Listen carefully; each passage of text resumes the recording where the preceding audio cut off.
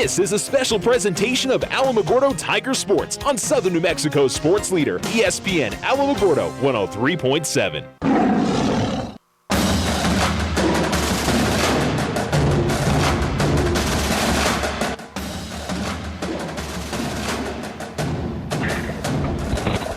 ESPN Alamogordo 103.7. Hello and welcome to the Bulldog Bowl here in Artesia as we get ready for tonight's final game of the regular season. The Alamogordo Tigers facing off against the Artesia Bulldogs, the final regular season for both teams, and maybe the final game of the season for at least the Alamogordo Tigers, depending on the result. If they were to come out of here with a victory, I think that for sure locks them up in the playoffs. I think even if they were to not come out victory, they've still got a chance of getting into the postseason. We've talked about that. I think probably video this week, but we'll chat that a little bit more here during pregame. We'll hear from Alamogordo Tigers head football coach A.J. Cisco coming up in just a few minutes, and had a good chat with him yesterday getting ready for tonight's matchup, and he had some interesting thoughts on what the Tigers do to come out of here with a victory, and we'll have plenty of stuff in there as well. We'll talk about this Artesia team coming in at 5-4. They are 0 district. The Tigers are 2-6, and they are 0-2 in district as well, and are looking to, and we talked about it when they went into this 4-game stretch with Los Lunas and Goddard and Roswell and Artesia, that they needed at least one to get into the postseason.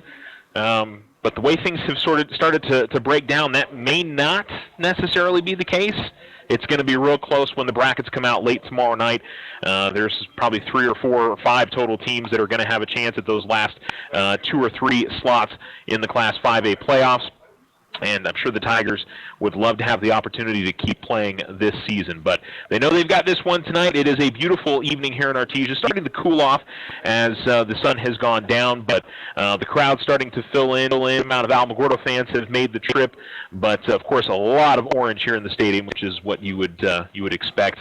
One of the premier venues in the state of New Mexico, and just a great place to come and play a football game. So hopefully this Tiger team's excited to get out there and play. And we'll be excited to see what will happen in tonight's matchup. But both teams are on the field warming up. Tigers are going to our left. The Bulldogs are going to our right, which the end zone on the right will be heading towards the south.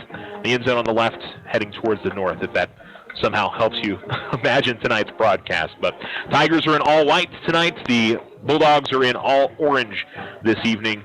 No doubt, or no problem picking out these two teams even here in the press box tonight. So we'll hear from Alamogordo Tigers head football coach A.J. Cisco coming up, and we'll give you a preview of the Bulldogs and the Tigers ourselves, and again give you a little bit more in-depth on what the playoff picture looks like for these Alamogordo Tigers. This is a huge game for Artesia from the standpoint of if they win tonight's game, they should get a first-round bye. If they were to lose tonight's game, it would move them considerably down the order in the Class 5A playoffs. So there's a lot on the line for tonight's matchup. We'll take a break and come back. You're listening to Tiger Football on ESPN Alamogordo 103.7. When you think of all the things water wets, how clean your water is as important as it gets. A Culligan water system can help filter stuff out, so cleaner Culligan water's what comes out the spout. Into the pots you boil peas in, the teacup you're teasing, the lemonade you homemade when it's homemade lemonade season, the soup you serve guests, the bowls for your pets, and all the other wonderful things water wets. You could give your people Culligan water. Softener starting at $7.95 plus tax installed on pre-plumbed homes. Shaw Quality Water Culligan. Call 437-6500. The Winter Circle, your hometown shop for all local team apparel. Get hats, shirts, jackets, and more. Cheer on the Tigers, Wildcats, and all your favorite teams in style. You can also personalize your apparel with custom silkscreen or embroidery. The Winter Circle, a family-owned business, continuing the tradition of supporting local athletics. Come see us at the Winter Circle. Outfitters are champions. Go Tigers! 1201 10th Street in Alamogordo. OSU's Black Friday special has new dates this year, November 1st and November 2nd. Doors open at 8 a.m. Friday, November 1st, and special lobby hours Saturday, November 2nd, 9 a.m. to 2 p.m. Bring us your non-OFCU finance vehicle loan for rates as low as 2.49% APR. Get 1% off APR on holiday signature loans, no payments till next year. Apply online November 1st and 2nd at oterofcu.org. Limited time offer, all loans subject to credit approval. Other restrictions may apply. Federally insured by NCUA. OFCU, call 800-376-9000.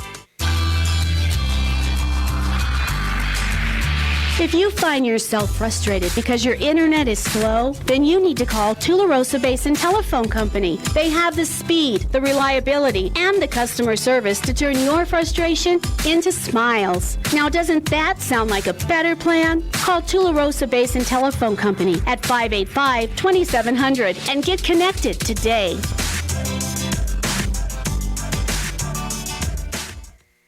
Sometimes you just need a loan.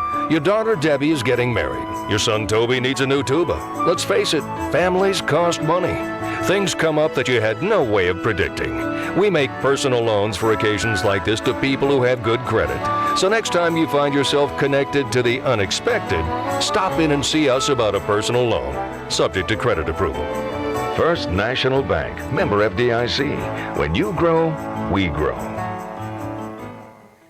Definitely been a cold week of practice for you guys. We were sitting here talking about you guys were trying to kind of beat the weather yesterday, and it ended up the weather ended up. Yeah, that was a bad decision, man. Yeah. We should have gone at 6 a.m. We thought it was going to be really cold at 6, so we were going to go in the afternoon, and the wind wasn't blowing at 6, so it was a lot colder in the afternoon when we were practicing. So it was all right. We'll go again this afternoon for our pregame, just because it was so cold this morning as well, and try to get it in after our guest speaker. And it'll get you. I mean, it'll be the same as the weather on Friday night, because it's going to be a cold one again, I'm sure, over in Artesia. Yeah, it's probably supposed to be in the 40s or so. We're getting used to it. Yeah, absolutely.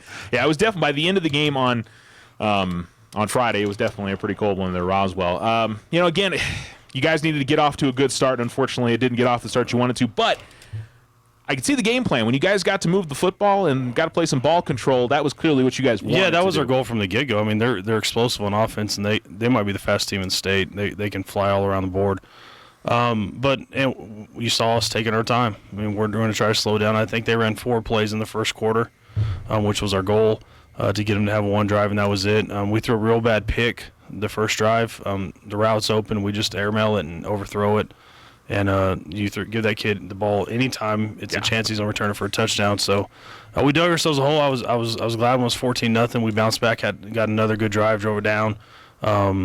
Didn't get to capitalize and had to kick a field goal, but we showed that we can still move it against those guys. And then we got to get stops defensively, and their speed and their explosiveness kind of put a hurting on us and dug us a bigger hole when we were on defense. They just hit some big plays after big play after big play. Yeah.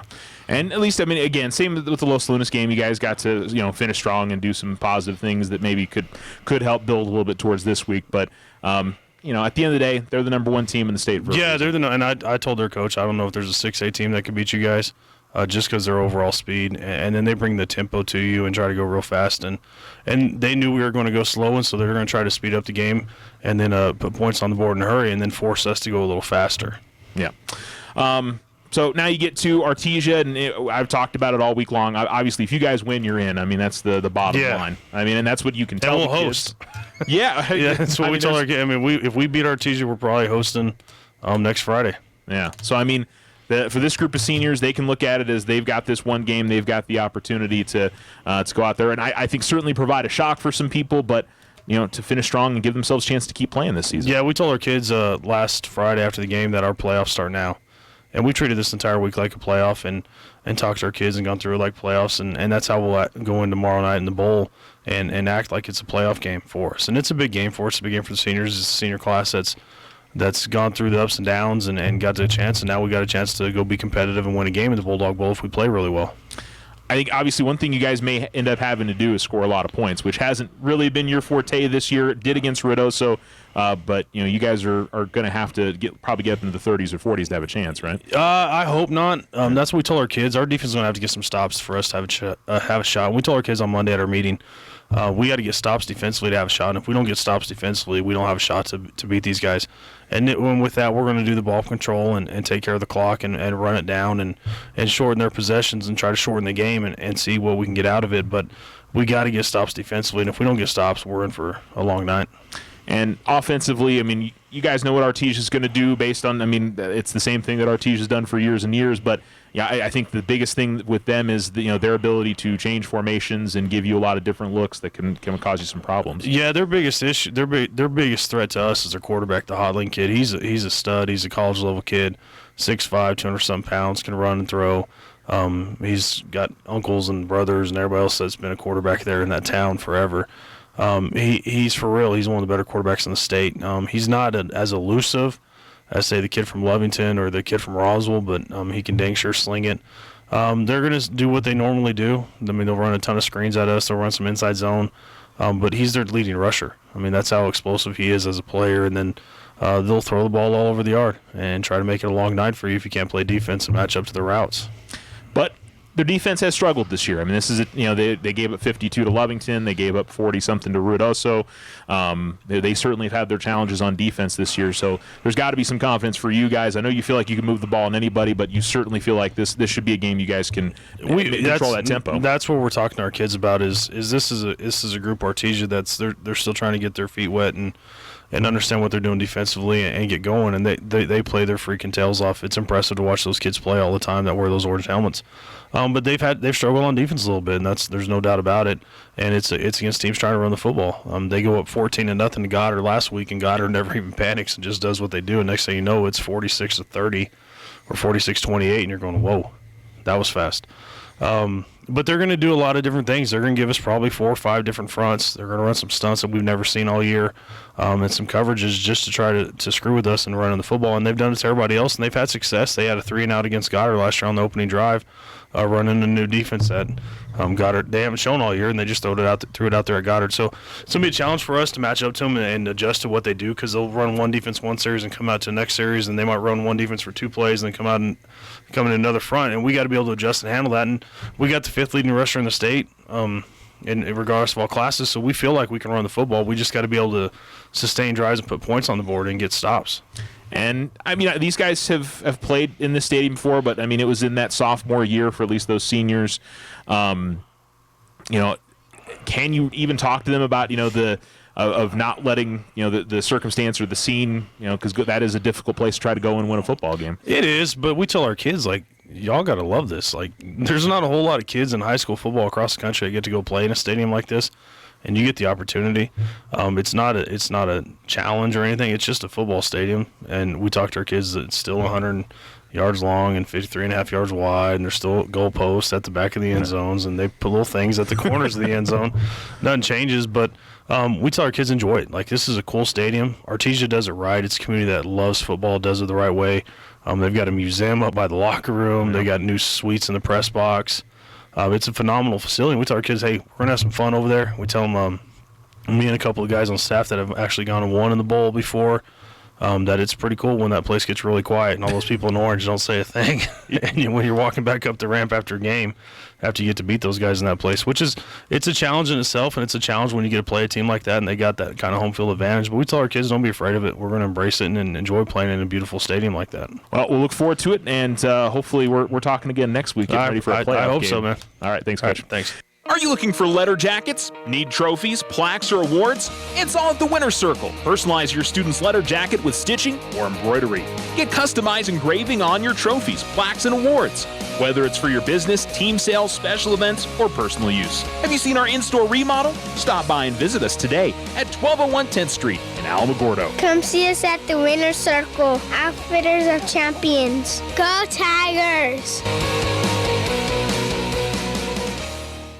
Whether you bath in the bathtub or bath in the sink, soft water's the water your skin wants to drink. See, when you're washing in hard water, skin can dry out more. Soft Culligan water's what your skin's crying out for. A Culligan water softener helps take out the hard stuff, like calcium, magnesium, and other stuff that can make skin rough. Because your skin is important, whether you're a baby or bald. That's why we say get a Culligan water softener installed. Softener starting at $7.95 plus tax installed on pre-plumbed homes. Shaw Quality Water Culligan. Call 437-6500. OSU's Black Friday special has new dates this year, November 1st and November 2nd. Doors open at 8 a.m. Friday, November 1st, and special lobby hours Saturday, November 2nd, 9 a.m. to 2 p.m. Bring us your non-OFCU finance vehicle loan for rates as low as 2.49% APR. Get 1% off APR on holiday signature loans, no payments till next year. Apply online November 1st and 2nd at oterofcu.org. Limited time offer, all loans subject to credit approval. Other restrictions may apply. Federally insured by NCUA. OFCU, call 800-376-9000. Slow internet again? Signal constantly dropping? Don't take it out on your computer. Instead, call Tularosa Basin Telephone Company for internet stress relief. They have the speed and the reliability to make your internet dreams come true. If you want fast, they have faster. If you want service you can rely on, they are the most reliable. And customer service? It's all about you. Call Tularosa Basin Telephone Company to get connected. 585-2700.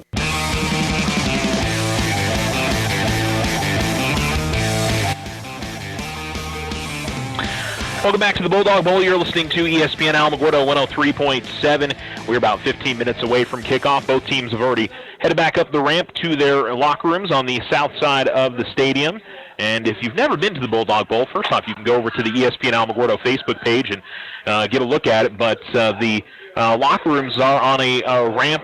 Obviously, it's in a bowl. You take a little ramp up to the locker rooms, and as Coach was mentioning, they've got a museum up there next to that. And again, it's really one of the unique and great venues across the state of New Mexico. Always fun to come here.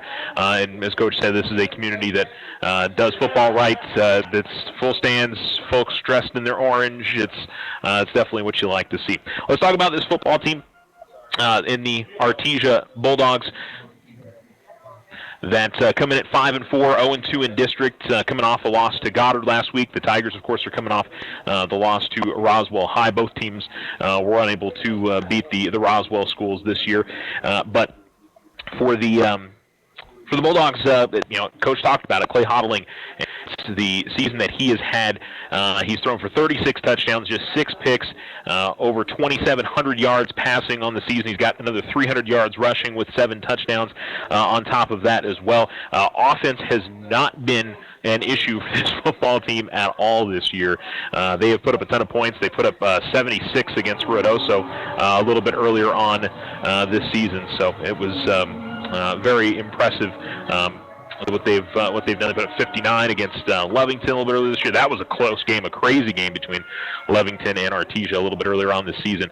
Hodling's been their leading rusher, but they're also going to give it to Nathan Barea, who's got 10 rushing touchdowns on the season, and they have an absolute stud at wide receiver. Braxton McDonald has 18 touchdown receptions this year, 61 catches, and almost 1,200 yards receiving this year. After that, it's pretty well spread out among 3 or 4 guys, and that's something that at least in the games that I've covered between Alamogordo and Artesia, is usually it's not just one guy in the passing game. They're going to get everybody involved and make it difficult for you to try to maybe lock down on one player. You've got to play great team defense if you're going to have any chance to slow down this Artesia offense. And I know Coach says that they're going to need to get stops tonight. It's going to be a challenge. And I think another thing that's going to be tough for the Tigers is that they really haven't played what I would say a great passing offense like this year. I think they played some good ones. I think Los Lonas is a good passing offense. Verdoso certainly has the capability of being that. But Goddard and Roswell, those 2 teams are going to try to run the football. So is Deming. So is Santa Teresa. So you look at most schedule. Lovington probably, but Lovington, I think the toughness of them was having to try to figure out their quarterback and defend against him, along with trying to defend the pass. But I would say probably the same thing you're going to get with Hodling. He's just probably not going to be nearly as maybe you don't have to worry about his legs as much, but I think he's a pretty fast guy from what we've seen, what we've been told up to this point. Meanwhile, for this Tigers team, offensively, Coach talked about Sean Hayes and the season that he's had. He's going into this game with 1,183 yards rushing, 11 touchdowns. He's had an incredible year. He's averaging about 150 yards per game this year.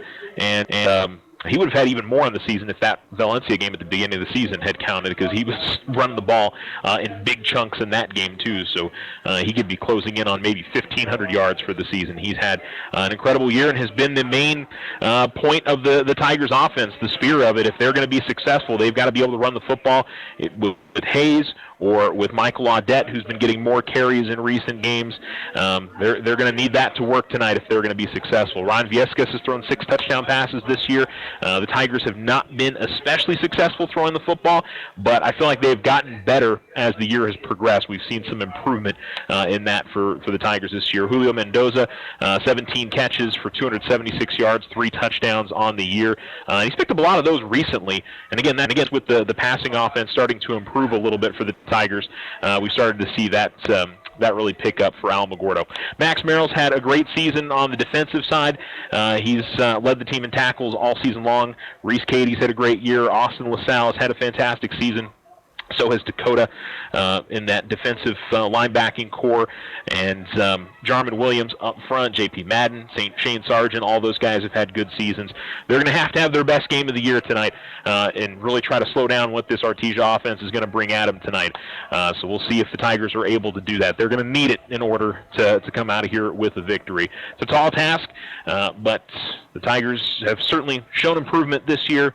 The question is, can they put together a complete game? I think that's the real question for the Tigers for the next 48 minutes.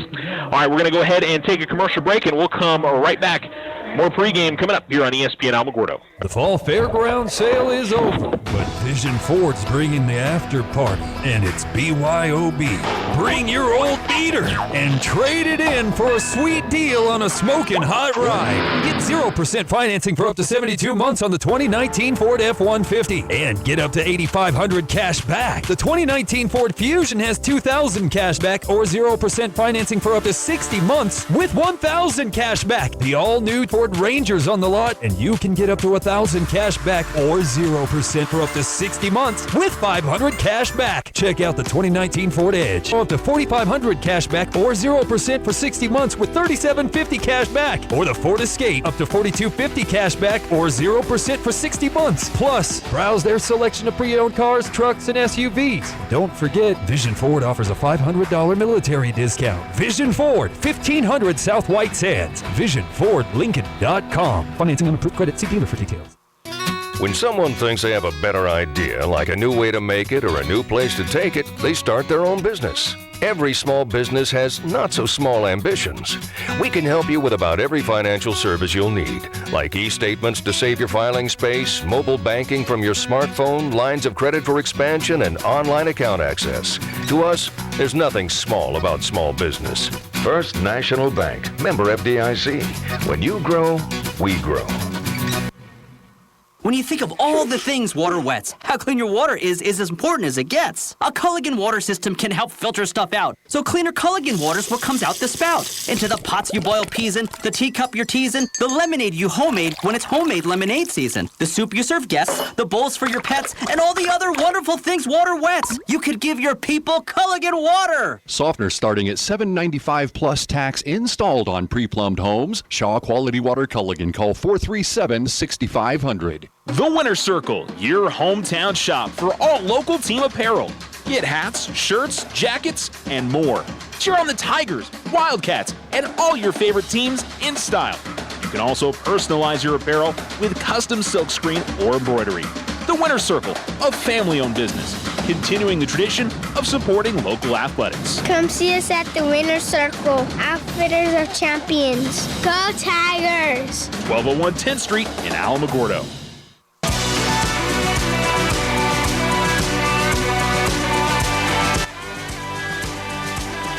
ESPN Alamogordo 103.7. Welcome back to Artesia and the Bulldog Bowl, less than 10 minutes away from tonight's kickoff, as both teams are still in their locker room, haven't come back out yet. And I see the Alamogordo High School cheerleaders have made the trip for tonight. The Artesia fans are preparing for the dog pile, their tradition when they come out onto the field to start the game. And we're excited to see what tonight's game is going to bring us here in the final game of the regular season. Let's talk about what has brought us here for each of these two teams. Again, Artesia at 5-4 overall on the year, with a opening season defeat to Carlsbad 48-35. They then bounced back to beat Hobbs 62-28. Rolled past Belen 56-14. Deming 55-6, so 3 straight games where they were cruising. Then had that tough matchup with Cleveland here in Artesia. 47-33, the Storm got the win. Then that crazy game I mentioned between themselves and the Lovington Wildcats. 59-52, Artesia got the win on a late touchdown pass. Ruidoso 73-46, they got the win. That one was close. I think I saw it was 21-20 after one quarter. Just an absolutely wild game. And then the 2 district matchups they've played so far, lost 48-28 to Roswell and 46-34 to Goddard last week. They actually jumped out to a 14-0 lead over Goddard last week, but the Rockets were able to bounce back and come away with the victory. So they're playing just up the road at the Wool Bowl tonight in what I'm sure is a packed house, and it's going to be an incredible atmosphere between Goddard and Roswell for a district championship, and probably for the number 1 overall seed in Class 5A would be my guess. Well, Sloanus might have something to say about if Goddard wins that game. Maybe they'll feel like they should get it, but I don't know. I think if whoever wins this district should be the number 1 team in the state. Meanwhile, for the Tigers, it's been season, weather plagued, all kinds of silly stuff happening where the Tigers only got to play 9 games this year, and let's be honest, it was really more 8.5 as they didn't get to finish that Lovington game. But opened up against Valencia. Probably would have gotten the win there if they'd been able to finish it off, but game was called after 1 quarter of play. They did beat Ruidoso after a bye week, so basically had 2 weeks off to begin the season, but did beat Ruidoso 34-6. Lost a tight game to Santa Teresa at home, 14-7. Then that shortened game against Lovington, 29-22. Tough one at home against Deming, 37-0. They bounced back to beat Chaparral, 59-7. And then into that tough stretch with the 4 best teams in the state in Los Lunas and Goddard and Roswell. And, none of the games have really been especially close. There's been some turning moments in the first half where the Tigers, especially in the Los Lunas and the Goddard game, felt like Alamo, if they do 1 or 2 things correct, maybe they don't win, but I think it's a closer game. They lost 44-21 to Los Lunas, 40-10 to Goddard, and then 55-24 last week to Roswell. And the question is, can they put together a special game tonight and pull off an upset of the number 4 team in the state in the Artesia Bulldogs? We'll see if they are able to make that happen. Bulldogs getting ready to run through the old school paper. Are they going to do it? They're kind of doing it slowly. Okay, there they go. The cannon gets fired off. To Tame the Tigers on the front of that. Meanwhile, the Tigers are getting ready to take the field on the far side, and we're just about ready for tonight's kickoff. Thanks to the folks here in Artesia, by the way. We got some nice crowd noise for you for tonight's broadcast.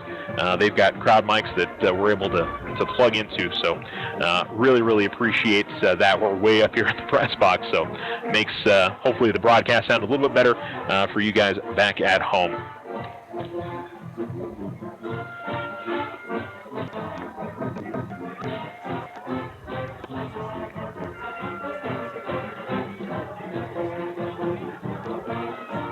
Apologies, we had something double playing over us there. So hopefully that won't happen again. Anyway, the Bulldogs on their side of on their sideline. The Tigers heading all over to the north end zone, and we'll take a knee over there. The end zones are the checkerboard pattern, white and orange, and it is field turf here at the Bulldog Bowl. Tigers will kick off to begin the game. They'll kick off left to right, north to south. And let's try to fit in one more quick commercial break, and we'll come back for tonight's kickoff. Tigers and Bulldogs regular season finale here on ESPN Alamogordo 103.7.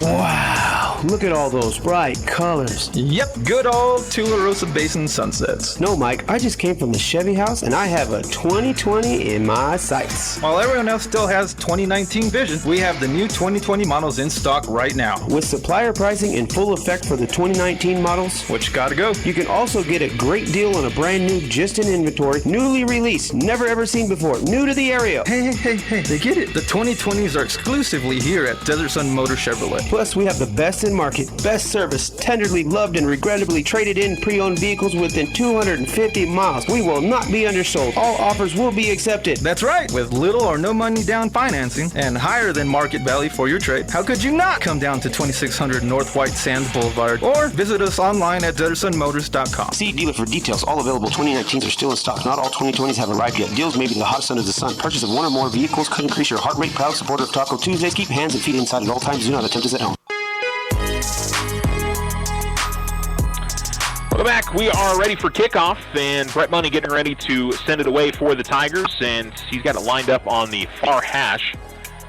And I don't know if the Tigers are going to try to go short here. He's not taking a big run. Yep, he's going to take a little short kick to about the 40. It bounces, and Brandon Luke nearly had a chance at it, but the Bulldogs are going to recover at the 30. Luke was really the first one to get to the football about the 35, and was able to get away from him, and the Bulldogs are going to get the football to be here at their own 30-yard line. So again, they'll go from right to left, that is south to north, and we'll line up in the 4 wide receiver look with Clay Hodling in the quarterback position. And we'll go with number 28, Nathan Barea, the running back spot. Hodling's going to run with it. A little bit of pressure into the backfield by Jarman Williams. And Hodling will get across the 30 to the 33. And Shane Sargent gets credit for the Tiger tackle. 2nd and 7.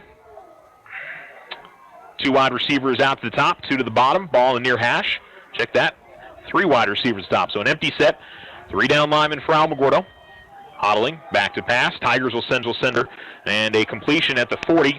Stepping away from the first defender to the 45 and down to the 48. And there's that man, Braxton McDonald, who has been the main target this year for the Bulldogs. And it's a 14-yard reception. First down, Bulldogs. And a first down and 10, still on the Artesia side of the field. And they'll go back to a 4 wide receiver look. Trips to the top. Ball in the near hash. 1 wide receiver to the bottom and a running back to the right of Hodling. Tigers get into the backfield quickly, but Barea is going to be able to get away and bounce the outside to the 50. And Barea across the midfield mark to the 49. And he'll pick up 4 yards on the carry. It's a delayed handoff. The Tigers got in the backfield quickly, but unfortunately weren't able to make the tackle. Barea got the handoff from Hodling and just ran in the opposite direction. The blitz came from the left side of the defensive line and ran to the near sideline. Trips to the top side, 1 to the bottom for Artesia. 2nd down and 6. Snaps a little high. Hodling brings it down. Quick throw to the near side. It's complete. And some moves, but finally dragged out of bounds is Eric Cueto. He is going to be, looks like 2 yards short of the first down. He gets to the 45. It's a 4-yard completion. It'll be 3rd and 2 for the Bulldogs.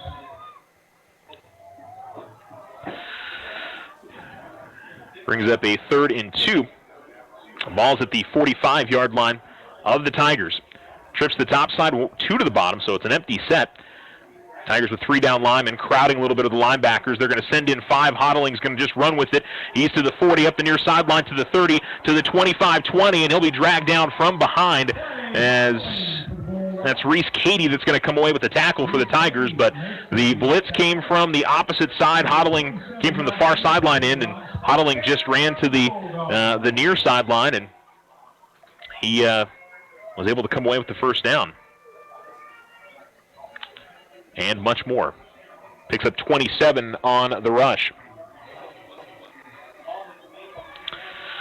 Trips to the top side. 2 to the bottom. Tigers have gotten some pressure, but unfortunately the contain isn't there, and they've been able to get some good runs. This time a little bit better contained, getting in the backfield, and Hodling is going to be brought down for a sack. That's number 40 for the Tigers. Jonathan Audette comes away with the sack, and the Tigers will put the Bulldogs behind the sticks here a little bit, all the way to the 24-yard line. That's a loss of 6 on the sack.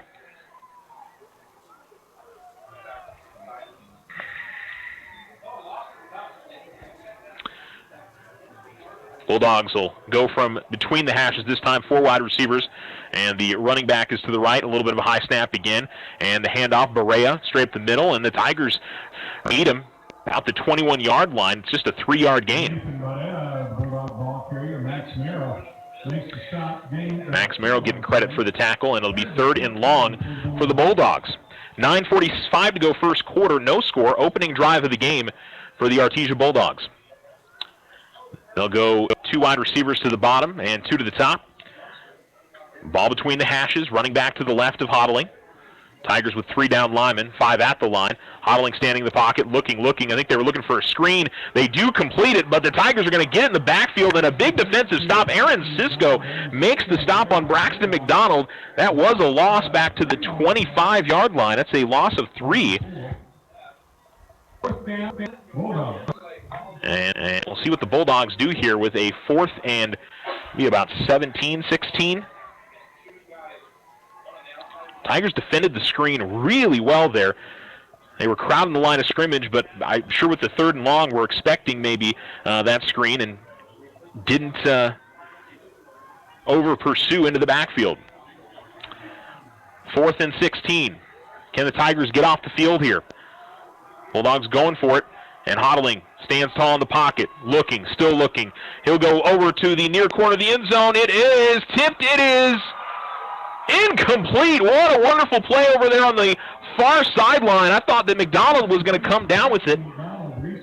Reese Cady makes the stop, and the Tigers force a turnover on down to begin the game. They gave up some big yardage, but the Tigers are able to get the stop inside their own 25-yard line and have a chance here. And that kind of stops that Coach Cisco was looking for from his team tonight. And the Tiger offense will come out onto the field with Sean Hayes in the backfield, 2 wide receivers at the bottom, 2 down linemen for Artesia. 2 standing right on the end of the line. And the fake of the handoff, and Viescas pump fakes, looks to throw. He's going to load it up near sideline, and they're going to get a penalty flag as Brandon Luke was trying to come back and get to the football, and they're going to either get a hold or a pass interference. Let's see what the call is. They're going to say pass interference, and the Tigers decided to go long on that opening play after forcing the turnover on downs.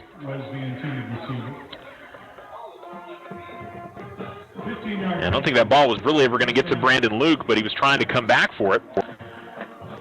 I need to mark this off from the 25. And it looked like they were initially mark it off from the 30.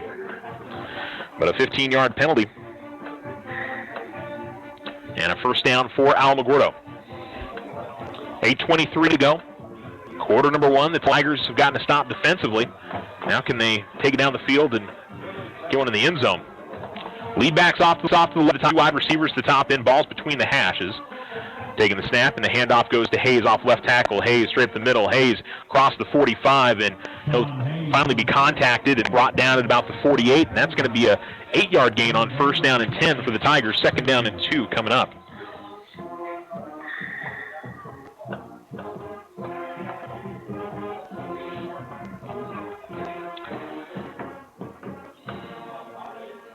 Now, if you could write a script, this is about as good as it could go for the Tigers to begin this game. And have got the ball near midfield. Lead back to the right. The ball's in the far hash. Tigers won't be too fast here. They want to play the ball control.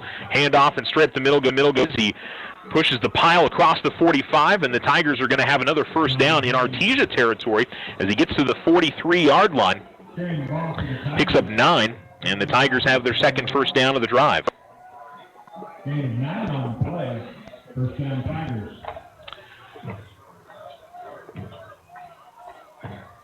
And they'll roll the clock with 7.5 minutes to go.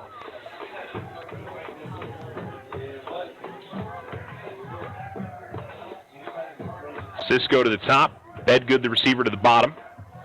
I feel like the Tigers,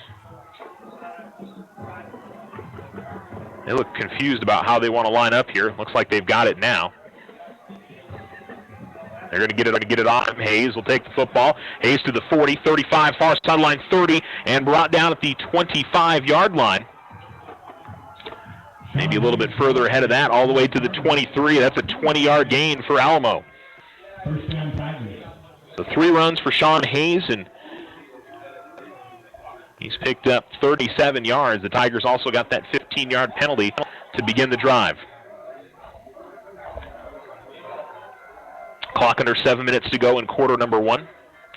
Tigers with 3 first downs on the drive. Inside the Bulldogs' 25. 2 wide receivers the top side. Ball's on the far hash. Handoff Hayes. He'll go straight up the middle. Going to get a couple yards, not a lot this time. To the 19, a gain of 4. And it will be a 2nd down and 6 now for Alamo. Tigers looking to the sideline, actually looking to Ryan Viescas, who gets the call from Coach Cisco. And they break the huddle. Luke is the wide receiver to the top side. Bedgood to the bottom. Yelton is the lead back. He's to the right. Hayes right now behind Viescas, but he shifts to his left.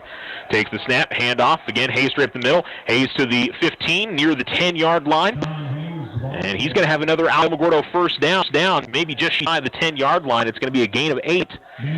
But Alamo has not yet faced a 3rd down on this drive. They've been moving the ball well. It'll be a 1st and 10 at the Artesia 11, so Alamo can get a first down without a touchdown.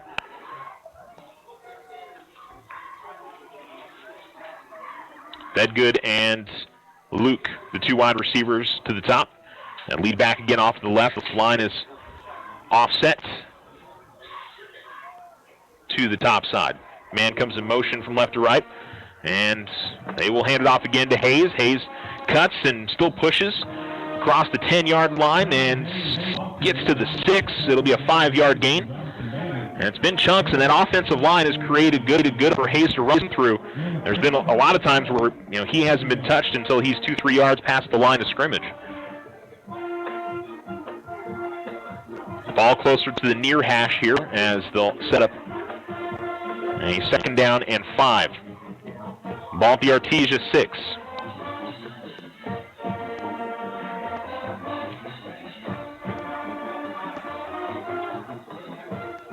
Receiver, or rather, Hayes going to go to the right.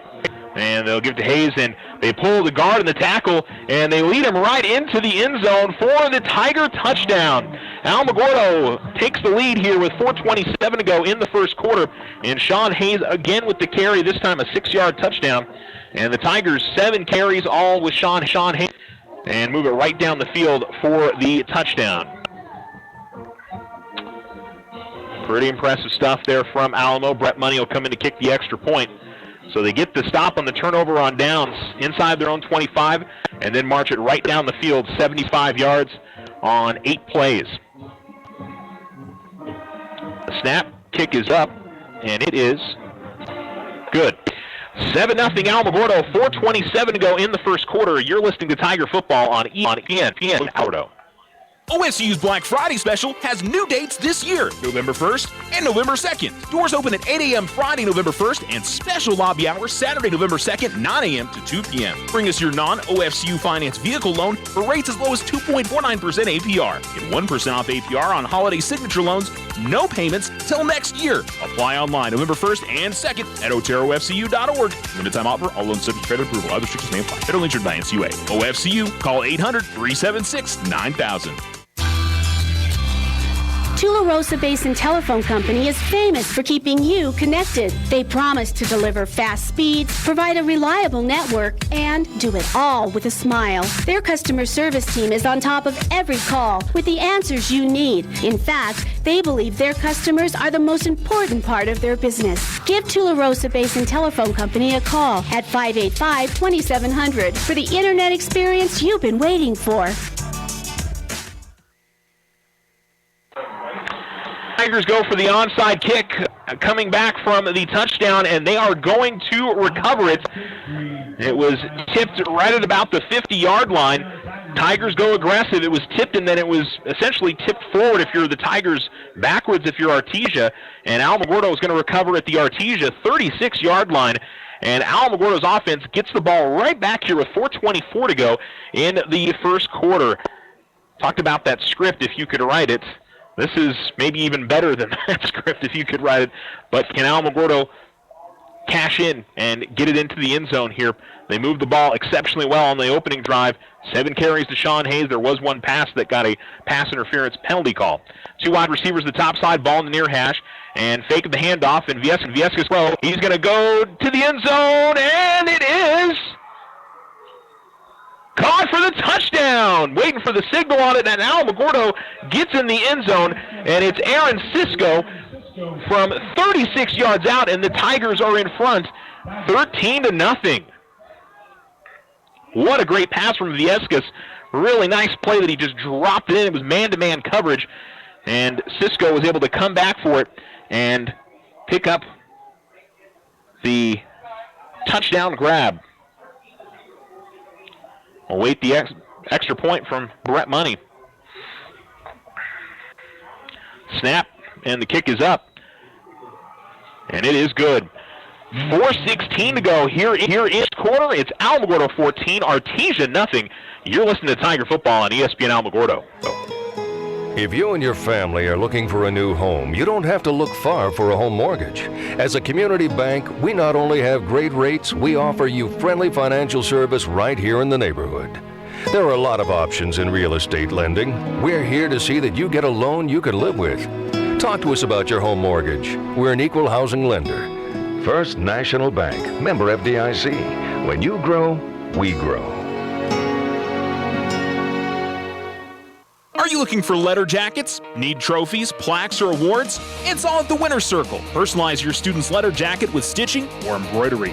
Get customized engraving on your trophies, plaques, and awards. Whether it's for your business, team sales, special events, or personal use. Have you seen our in-store remodel? Stop by and visit us today at 1201 10th Street in Alamogordo. Come see us at the Winner's Circle, Outfitters of Champions. Go Tigers!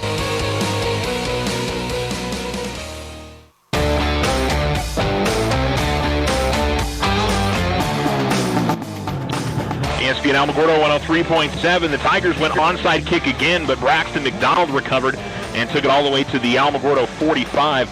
I like the strategy from Alamogordo. Be aggressive, and with the way this offense moves the football, I'm not sure a long field or a short field is going to make that big of a difference in all fairness. But what an amazing start here for the Tigers. They get a stop defensively, go down the field to score, get an on kick. First play after, they're in the end zone, and they're up 14-0. Back to pass is Hodling. Going to the far side, the pass is, I'm going to say he caught that at the 40-yard line. McDonald makes the catch for a 5-yard gain. And it'll bring up a 2nd down and 5 with about 4 minutes to go in the first quarter.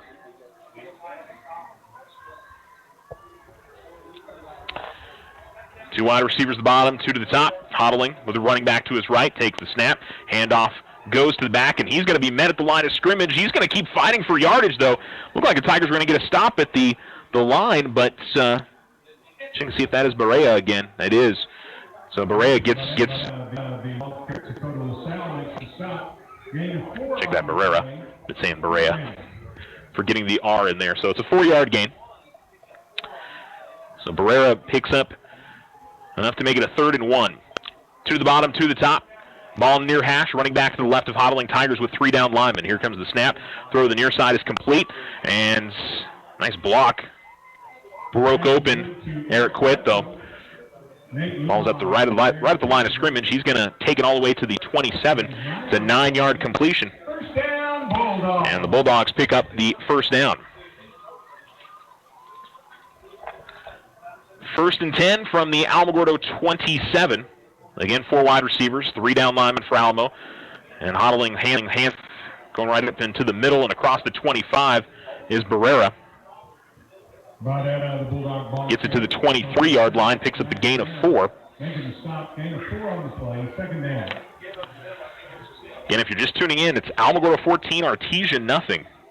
An incredible start for the Tigers.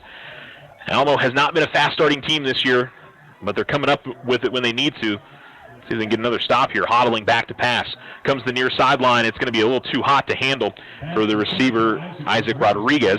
And incomplete makes it 3rd and 6. 2:33 to go first quarter. There's still a ton of time left in this game. So as exciting as it is to start 14-0, you know how great this Artesia offense is. This is definitely going to be one of those 48-minute kind of games. Snaps a little high. Hodling's going to run to his left. Slashing in and making the tackle is Max Merrill. He came from his linebacker spot and read Hodling on the quarterback run. And it's only going to be about a gain of 1 for Hodling. And that's to set up another 4th down. Tigers got to stop on 4th and 16 on the opening drive. This is a little bit more manageable for the Bulldogs. It's a 4th and about 5. They need the Tigers. It's kind of between the 18 and the 17-yard line. The ball is going to be spotted at the 22. So it's 4th and, I would say, a short 5. 2 wide receivers to the top. Ball in the near hash. Tigers crowding the line of scrimmage here. Barrera is going to come out of the backfield and head out to the top side. So it's an empty set. Hodling takes the snap. He's looking down the middle of the field, and it's going to be incomplete. And the Tigers are going to get another turnover on downs, and we'll get that offense back out in the field, and the Tiger defense is pumped up. That ball was overthrown. The receiver was never going to have a chance at that. And the Tigers will start at their own 22. And so 2 times Artesia has gone for it inside the Alamogordo 25, and 2 times the Tiger defense has stood tall and gotten off the field. And that has been a real problem for Alamogordo this year, 3rd and long and 4th and long. And tonight so far, they have done what they do. 2 wide receivers for the Tigers, one at the top, one at the bottom. Lead back to the left, and moving to the right is Hayes. And the handoff going to go to Hayes. Hayes to the outside. We got a penalty, 30 to the 35-40. He cuts into the middle of the field to the 50. He's still on his feet across the 45, but let's wait and see what this is. It might be a hold coming up on the Tigers, but Alamo's walking back, and yeah, I think it is going to be a hold on Alamo on the end, and that's what it is. That really broke the play. That's one of those that you definitely have to get, and I think the one player I believe that was guilty of it was talking to the official and asking what exactly happened there, but it certainly looked like right where the penalty was thrown. That made the play what it was. It was going to be a 25-plus yard gain for Hayes, but instead Alamo comes all the way back to their own 12, and not in the position where they want to be is behind the sticks. That's what they want to avoid. 2:06 to go first quarter, and it's Alamogordo 14, Artesia nothing. Great start for the Tigers, but certainly want to keep up the momentum. Tigers are going to see 3 wide receivers for the first time tonight. 1 at the top, 2 at the bottom. And they'll move Hayes to the right of Viescas. Man in motion from right to left is Cisco, and faking the handoff to him. Cisco looked back. I think maybe he expected to have the football, but it was a run-pass option, I believe, or just an option play for Ryan. He decides to keep it, picks up 3. 2nd down and 17. Tigers haven't really tried to go from sideline to sideline running the football in this game, and wondered if they had tried there, what would have happened. But it'll be a 2nd down and long for Alamo, 2nd and 17, as the clock gets ready to roll under a minute to go in the first quarter. Now a 4 wide look for the Tigers. First time we've seen this formation. trying to spread out that Artesia defense. And Viescas takes the snap, and I think we'll get a false start here on Alamogordo. Oh, maybe delay of game. Well, I know the Tigers want to run the play clock down and play the ball control, but obviously you've got to be careful to not pick up those 5-yard penalties and put yourself back even further.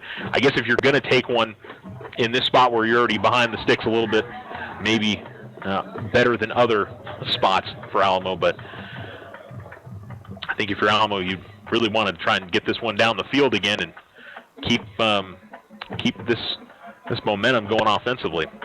Tigers go back to a 2-wide receiver look, and they'll give the ball to Hayes, and Hayes is going to be met in the backfield, but he breaks a couple of tackles, still breaking tackles, gets across the 20, and only got back to the original line of scrimmage. He's going to pick up about a lot on the carry, and he was contacted in the backfield and was able to get away from a couple of guys, and that's going to be the end of the first quarter. Tigers are not going to run another play. We still got about 5 seconds left.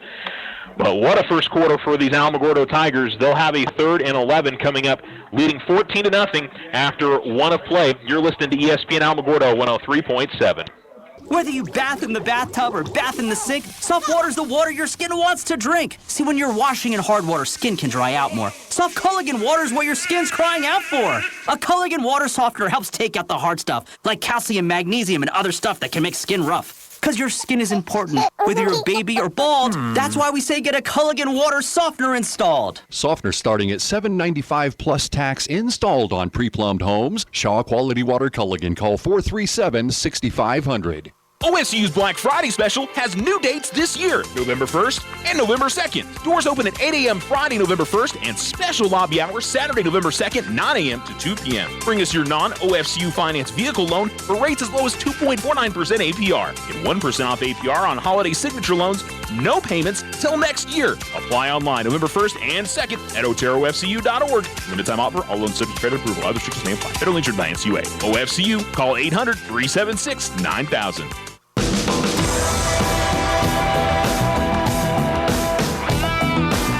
ESPN Alamogordo 103.7. Start of quarter number 2. Alamogordo 14, Artesia nothing. Third for Alamo from their own 20. 2 wide receivers to the top side. Viescas takes the snap, fakes the handoff, rolling to his right. Looking down the field, he'll throw. He will not be able to hit his man at the far sideline. Passes a little bit too high, and it'll be a punting formation coming up for Alamogordo. Now, offensively, that is the best start to a game we've seen for the Tigers. Coming away with back-to-back touchdowns the way that they did. And unfortunately, the holding penalty and the delay penalty really made this drive a tough one for the Tigers to keep going. 2 returners back at about the 45. Money standing at his own 5-yard line. We switch sides. Tigers are going from right to left now. That is north. And it's not a great snap and a great grab by Money. It's not a very good kick, and it'll bounce at the 40 and at about the 39. That's on the Alamogordo side of the field, but that one was a ground ball back to the punter, and Brett did what he could to get that one off before the rush came in his face. And it'll be excellent field position for the Bulldogs. They really don't lose a whole lot from that turnover on downs. They did it at the 22, and the Tigers are only going to get 19 on that punt, but I think you have to look at the snap there a little bit, caused some challenges. 2 wide receivers at the top, 2 at the bottom for Alamogordo. 11:45 to go second. Hodling back to pass. He's got time in the pocket. Now Williams after him. Williams there, and he's going to bring him down. And Hodling too long in the backfield, and Williams about 4 or 5 seconds before he got to the quarterback. And Jarman Williams with a big sack all the way to the 47-yard line. That's a loss of 8.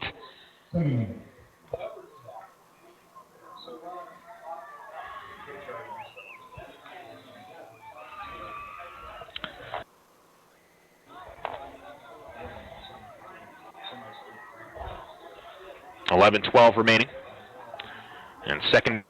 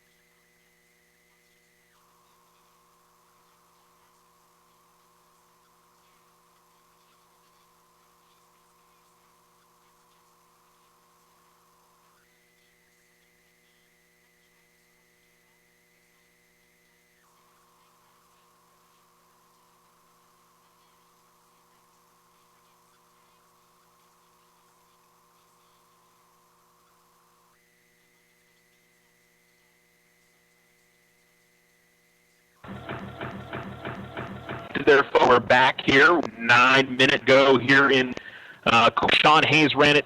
The first play after the touchback, Hayes got all the way to the 47. Hayes would gain a couple on first, or they gain one on first down, and he's going to get across midfield here all the way to the Artesia 41. Or I should say 44, 46.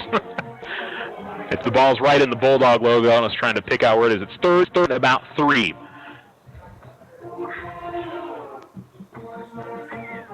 And it looks like Artesia is going to jump off sides. A good hard count from Viescas, and I think this will end up being enough for a first down for Alamo.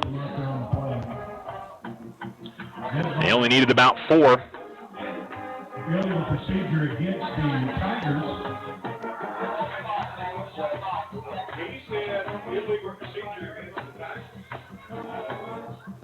And it was offsides on Alamogordo, so 8:22 to go here in the second quarter. And the Tigers will come 2 receivers to the bottom side. Running back shifts to the right of Viescas. And it is Hayes again. Hayes turns upfield. Got a penalty about the line of scrimmage. And same line judge that called the hold the last time, and he obviously saw something in that time. That'll be another hold on Alamogordo. And the Tigers will get backed up.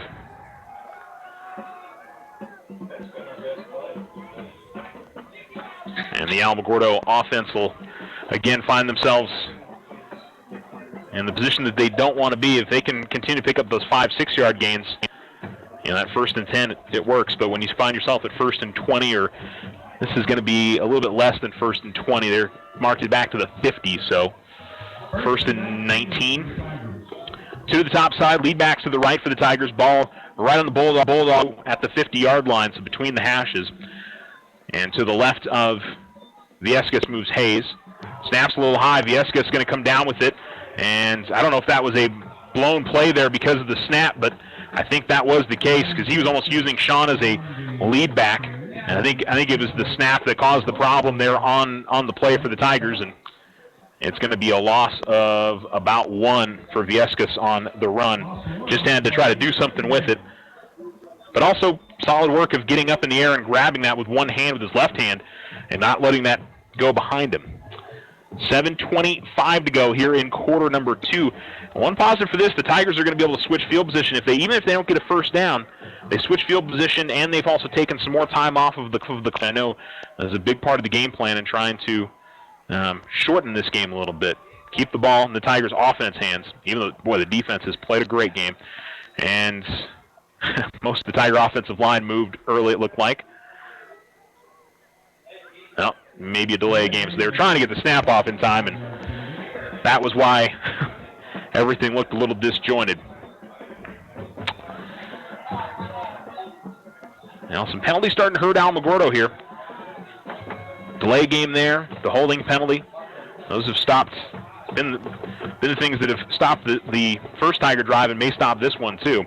I think for Alamo, you don't try to do anything too crazy here. The snap and the handoff, and straight up the middle. This time it is that Hayes again to Audette. It is, check that, number 36 for the Tigers. As Josh Hughes gets the handle. I think it's the first time I've seen Josh get the ball in a handoff this season. But boy, he did picked up a bunch of yardage there on the second down run.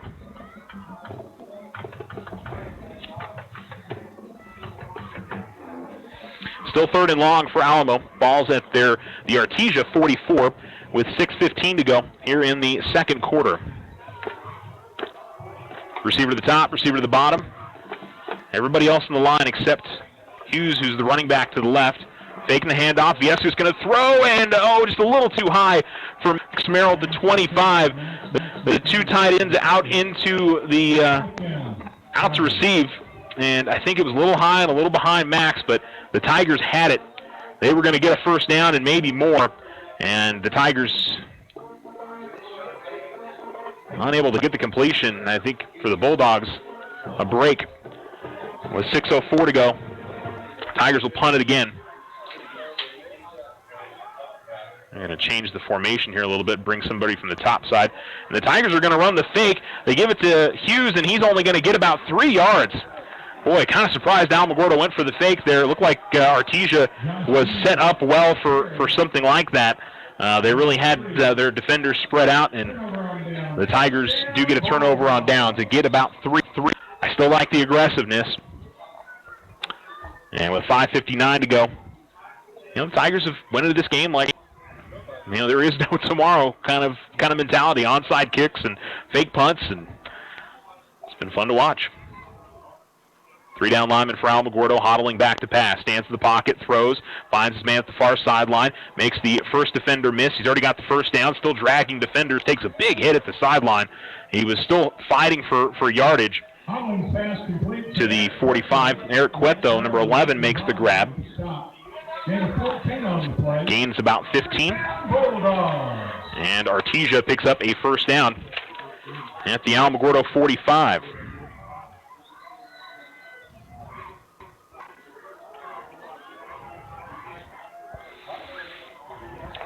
Hodling again will throw. This time, quick bubble screen to the outside. Tigers read it quickly, but the receiver, that's Cueto again, was able to drag a defender across the line of scrimmage and picked up 2 or 3 more yards to the 41. It's a 4-yard gain.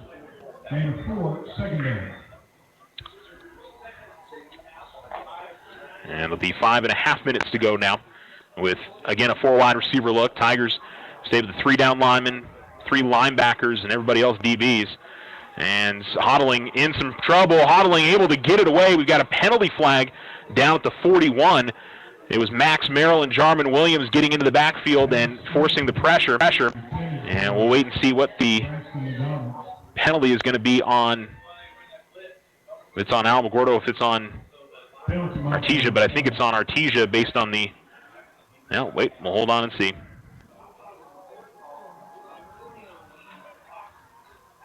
I think they're talking to the Alamogordo players, I believe, or just the officials meeting at the 41. So we'll see. We're on a little bit of a hold to see what the call is going to be, whether it'll bring up a 3rd down or Tigers accept. And all right, see what it is. Personal foul on Alamogordo. I'm trying to figure out what the personal foul. Wasn't anything more than just said personal foul. And they're trying to describe it to Coach Sisko. Coach Sisko is not happy with the call. So I honestly can't tell you what exactly it wasn't a face mask personal foul. He just showed personal foul.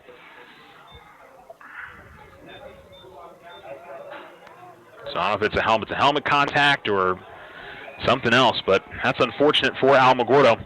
They were going to set up a 3rd down, and now it's a 1st and 10 for Artesia at the Alamogordo 26. Faking the handoff, Hodling rolling to his right. Now tucks it down. We've got a penalty flag, and again, pass is complete, but this might be in the area of holding. The referee threw that. It's completed down to the inside the 20, and it is a hold on Artesia. So this will be brought back, and this is all the way back at about the 33, 34-yard line. Now he's going to mark it up to about the 32, but this is going to make it 2nd and very long for Artesia. With 5:10 to go in the 2nd quarter. It's still a 14-0 Alamogordo lead if you're just tuning into the ball game. Tigers, on their opening drive, took it down the field after getting a turnover on downs on Artesia. Then they got an onside kick, scored on the very first play after a touchdown pass. And that's where we've been. It's been both offenses getting stopped over the last few drives. So the hold takes it back to the 40-40, and it's going to be 2nd down and very long. 2nd down and 20, or 1st down and 24 is what they have on the scoreboard. Hodling standing in the pocket. Hodling is going to get it away. Comes to the near side to Barrera and gets to the 28. That's going to be a gain of 14. And they get back some of the penalty yardage. Gain of 10.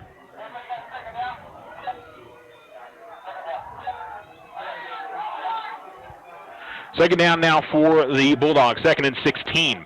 Ball in the near hash, 4 wide look. Tigers bring some pressure. Hodling gets it away just in time, and it's complete to McDonald, who makes the first man miss, carries across the 20.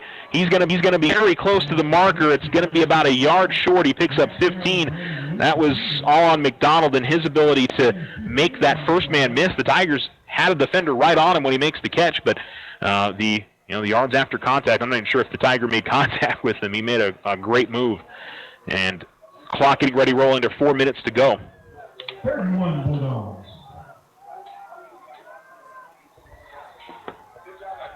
4 wide receivers. Make that 5. Empty set. Ball in the near hash on a 3rd and 1. And straight up the middle, and the Tigers ready. Jack Mira, the first man in there, as Mira able to make the stop along with Max Merrill. And the Tigers, 2 yards lost.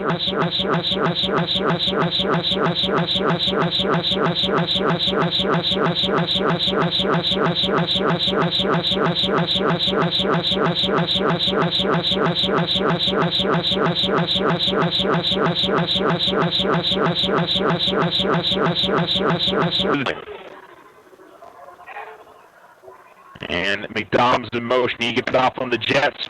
He's going to turn over. He's got some room to 10, 5. He is for the pond, and I believe he's got the Artesia touchdown. He does. Braxton McDonald runs it in on 4th and 3 from 19 yards out, and Artesia gets on the board. 3:08 to go first quarter.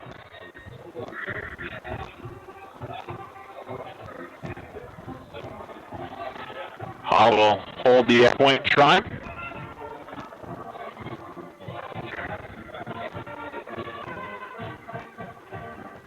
Snap high, the kick up, and it is good.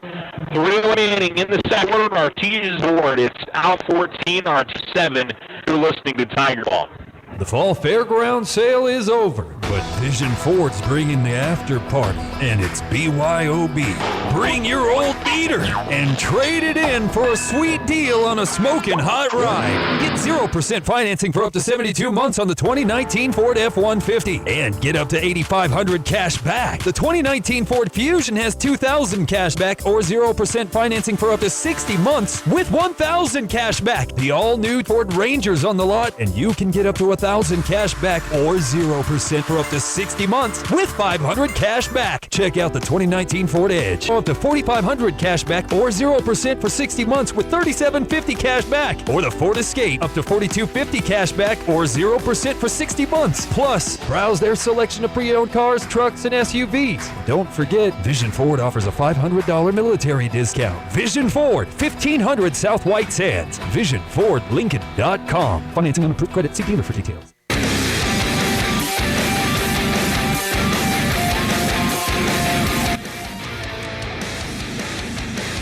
Tigers going to return from inside their own 15. Gill trying to cut towards the 20. It was a angled pooch kick, and the Tigers will take over right at about the 20-yard line. And the Tigers will take over from their own 20-yard line. And with about 3 minutes left, see how aggressive Alamogordo gets here. I think you're probably going to see more. Sean Hayes would be a pretty fair guess, but maybe the Tigers try to switch things up a little bit and do something different. I feel that's unlikely. 2 wide receivers to the bottom. Lead back to the left. Ball's closer to the far hash. And Hayes moves to the right of Viescas. Hayes gets the ball. Hayes cuts up the middle. Hayes broke a tackle. Gets across the 25, get out the 26-yard line. And the Tigers will get a 2nd down and 4. Gain of 6. 2nd down.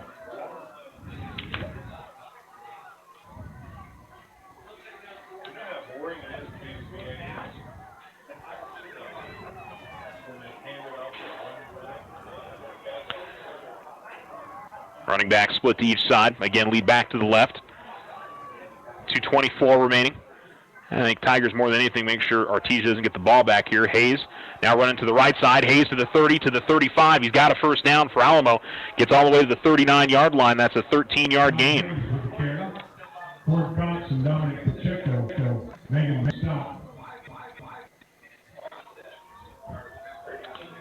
The Tigers 10 yards. First down. will face a first down and 10.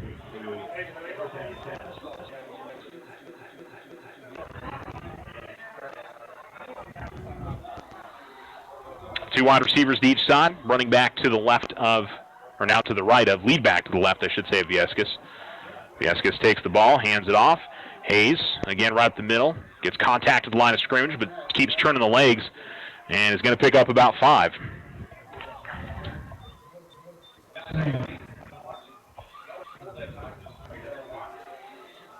It'll be about a minute to go here in the quarter.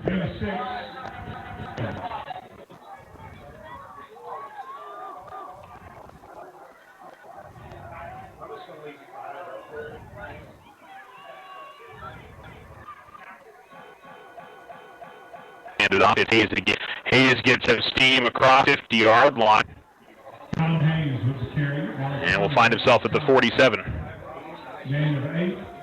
On the Artesia side of the field, 1:05 to go. Tigers still have 2 timeouts left.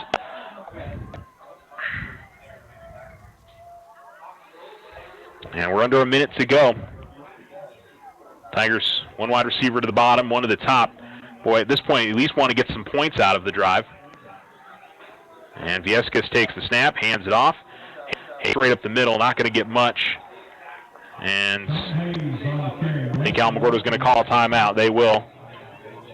They stop the clock with 40 seconds remaining. Maybe a good gain of 1 for Hayes on the carry.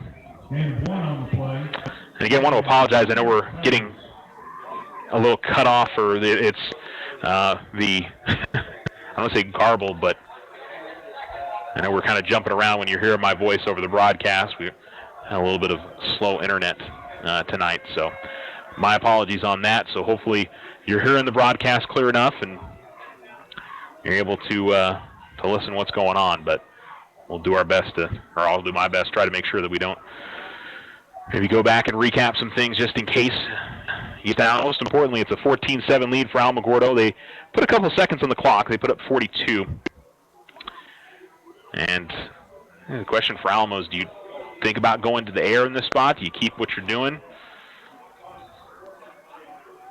I think you maybe stick with what's been working for you, and it's definitely been the ground game. I think you maybe call 2 plays here and you run the football and then quickly to the line of scrimmage. The snap, and rolling to his right is Viescas. He's going to throw. He's got Gill. Gill makes the catch at the 35-30, and to the 29. He's got a first down. It's going to be a gain of 17, and the Tigers are going to get a scrimmage here quickly with 32 seconds left. They're thinking touchdown.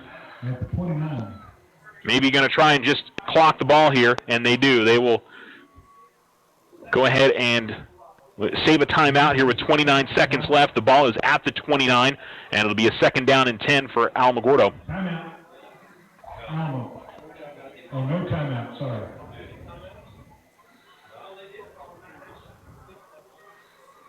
It's ready to play.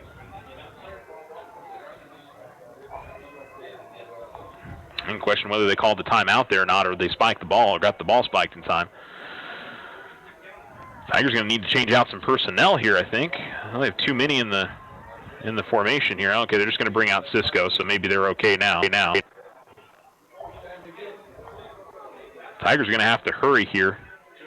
They're already counting down, and it's not going to be enough time, so they're going to give up 5 yards. That was just too much time. I mean, I know the coaches are upset there, but they were talking to the guys right up until the end there. So, I mean, I know they're upset with the players, but I kind of feel like, they didn't get the guys into the formation quick enough, and that was kind of tough there for Alamogordo, or I think for the players in all fairness, to try and get that playoff in time. 2 wide receivers to the top, lead back to the right.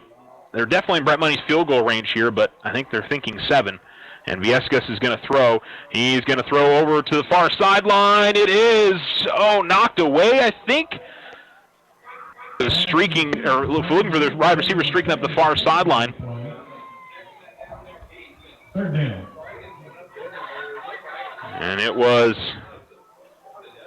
trying to see, it was Will Gill that was streaking up that far sideline. 22 seconds left here in the second quarter. I think if you're Alamo, you'd like to try to pick up 5 to 10 yards to make this a little more manageable field goal for Brett Money. So maybe you run the football here. And they do. They give it to Hayes. Hayes to the 30. Hayes up the far sideline, and he'll be brought down at about the 28. And the Tigers will let this clock roll down to about seconds and then call a timeout and send on the field goal unit. And they'll take it down to 2 seconds. Well, the clock ran out, but the Tigers got a timeout. Yeah, they didn't stop the clock. Alamogordo called the timeout. The Tigers called timeout with 2 seconds on the clock. Yeah, okay, so it is a timeout. Maybe that, I don't know if the officials just didn't make the signal clear enough up here for the press box. So the Tigers will try a field goal, and this will be a 44-yard try. Brett made one from 41 last week at the Wool Bowl. And give the Tigers a 2-possession lead again. Aaron Cisco is the holder. This is within Brett's range. He can hit these for sure.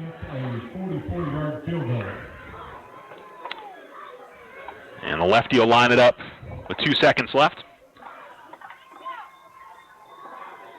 And we got a timeout called by Artesia. So Artesia is going to use the first of their 3 timeouts.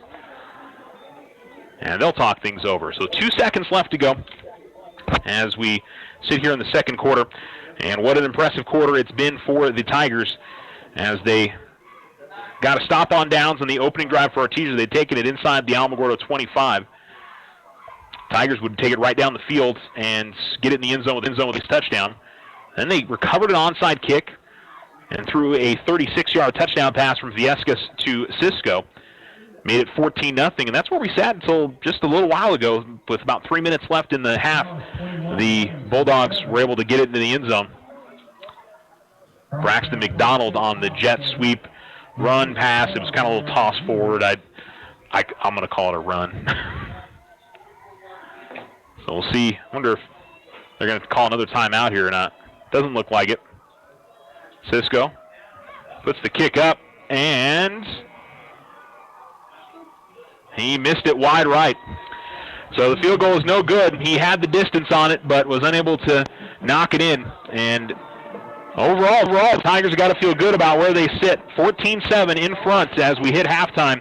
They lead the Artesia Bulldogs. We'll come back and recap half number 1 here on ESPN Alamogordo 103.7. Again, your score at halftime is Alamogordo 14, Artesia 7. You're listening to Tiger Football on ESPN Alamogordo 103.7.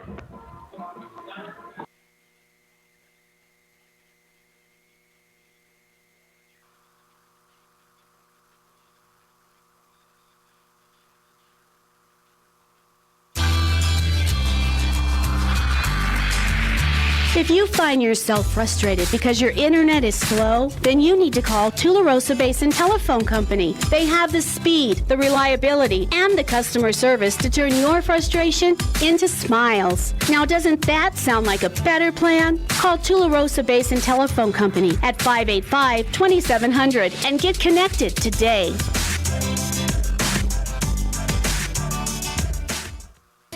When someone thinks they have a better idea, like a new way to make it or a new place to take it, they start their own business. Every small business has not so small ambitions. We can help you with about every financial service you'll need, like e-statements to save your filing space, mobile banking from your smartphone, lines of credit for expansion, and online account access.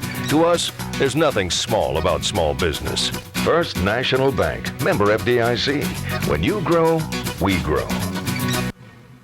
Wow, look at all those bright colors. Yep, good old Tularosa Basin sunsets. No, Mike, I just came from the Chevy house and I have a 2020 in my sights. While everyone else still has 2019 vision, we have the new 2020 models in stock right now. With supplier pricing in full effect for the 2019 models, which gotta go. You can also get a great deal on a brand new, just in inventory, newly released, never ever seen before, new to the area. Hey, they get it. The 2020s are exclusively here at Desert Sun Motor Chevrolet. Plus, we have the best in market. Best service, tenderly loved and regrettably traded in pre-owned vehicles within 250 miles. We will not be undersold. All offers will be accepted. That's right. With little or no money down financing and higher than market value for your trade, how could you not come down to 2600 North White Sands Boulevard or visit us online at DuttersonMotors.com. See dealer for details. All available 2019s are still in stock. Not all 2020s have arrived yet. Deals may be the hottest under the sun. Purchase of one or more vehicles could increase your heart rate. Proud supporter of Taco Tuesdays. Keep hands and feet inside at all times. Do not attempt this at home.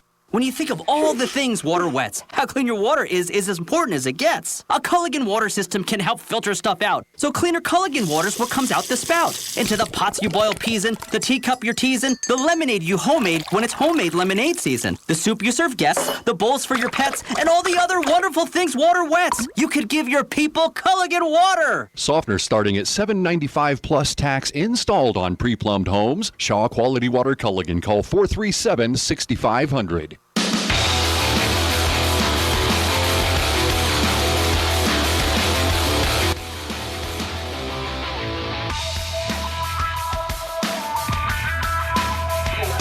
It's halftime here in Artesia. You're listening to ESPN Alamogordo 103.7, and Alamogordo's in front, 14-7.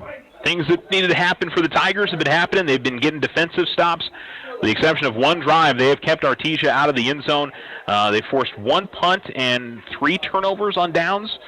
The Tiger offense scored 2 in quick succession. Haven't had as much success since then. That last drive, I think you're feeling a little disappointed that you didn't come away with something there, but penalty caused some problems there for the Tigers on that drive. The delay of game penalty was one that certainly hurt, but I think if you're Alamogordo, you got to be where you're at, and you get the ball to begin the second half. This is a long football game, though, and I can't overstate how good this Artesia offense is, but boy, how well has this Tiger defense played? I know I focused on the offense a little bit, but man, how the Tiger defense has come away with some big stops. Max Merrill, Jarman Williams, Jack Mira, and who else had a sack in this game? Jonathan Audette broke in for a sack as well. So I think Audette and Merrill and Williams all have sacks. Tigers have some good tackles for losses. Reese Cady's played well tonight. We've seen some of the Tiger corners have some big stops. Brandon Luke had one, and there was one other in that mix, but the name is escaping me at the moment. But at the end of the day, you got to hand it to the Tiger defense and the way they've been able to come up with very much a bend but don't break for this Tiger defense, which, this is the team that I thought we saw in the first few weeks of the season. And that, man, they gave up some yards, but they were able to get strong once they were inside their own 30-yard line. And it's nice to see that team back out on the field. They've got to make it happen for another 24 minutes. Just a long way to go, but if the Tigers can come out offensively and have a long drive like they've had most of the night, they get back up by 2 scores and take some time off the clock. That's going to be the ideal for Alamogordo in this football game. And we said it to start off: if Alamogordo wins tonight, they're in the playoffs. There's no doubt about it. They'll have to, because Artesia would finish behind them in the district, and the way the system works with the NMAA, if Artesia makes the playoffs, then Alamogordo has to, based on the district finish. So, Alamo's treating this, Coach talked about it being a playoff game, and I feel like they've treated it like it to this point. But got to finish. That's the other part about it is, this is not a position against a team of this caliber that Alamogordo has been in as much. And the ability to come out and be able to close something like this out, that's a sign of a team that's taken that next step. I definitely think this Tiger football team is capable of it, but a little bit of unknown territory, I feel like, for Alamogordo tonight. And, boy, what a huge win it would be for Coach Cisco and his staff and this whole team if they can finish off this one. But, yes, a long way to go for the Alamogordo Tigers. Some stats from the first half on the Alamogordo side. Of course, a lot of Sean Hayes, 138 yards rushing in that first half. He's carried the ball all but 4 times tonight, and that's, 2, 4, 6, 8, 10, 12, 14, 16, 17 carries tonight Ryan Viescas has been sharp. The touchdown pass was excellent. He also had a nice completion to Will Gill on that last drive. He's looked really, really solid tonight and has made, I feel like, some smart throws and done the things that he's needed to do when they've asked him to. I think maybe the one play that you look at is that one seam Pax Merrill. It was a little bit off the mark. I think the Tigers may have scored on that play if Max comes away with the catch. They're certainly inside the 15, maybe inside the 10 on goal to go if they get that. But overall, he's had a nice night. Aaron Sisko caught the touchdown pass after the onside kick, and I mentioned Gill with the reception a little bit earlier on. But, boy, it's been a complete team effort so far for Alamo. And they lead 14-7 at halftime here in the Bulldog Bowl. We still got about 10 minutes left on the halftime clock, and we'll hear from our Tiger Athlete of the Week, who is Olivia Miranda of Lady Tiger Volleyball. We'll play that coming up for you here in a little while. We'll also get you some scores from around the state of New Mexico and get ready for the second half of play with the Tigers in front of the Artesia Bulldogs, 14-7. You're listening to Tiger Football. The Winner's Circle, your hometown shop for all.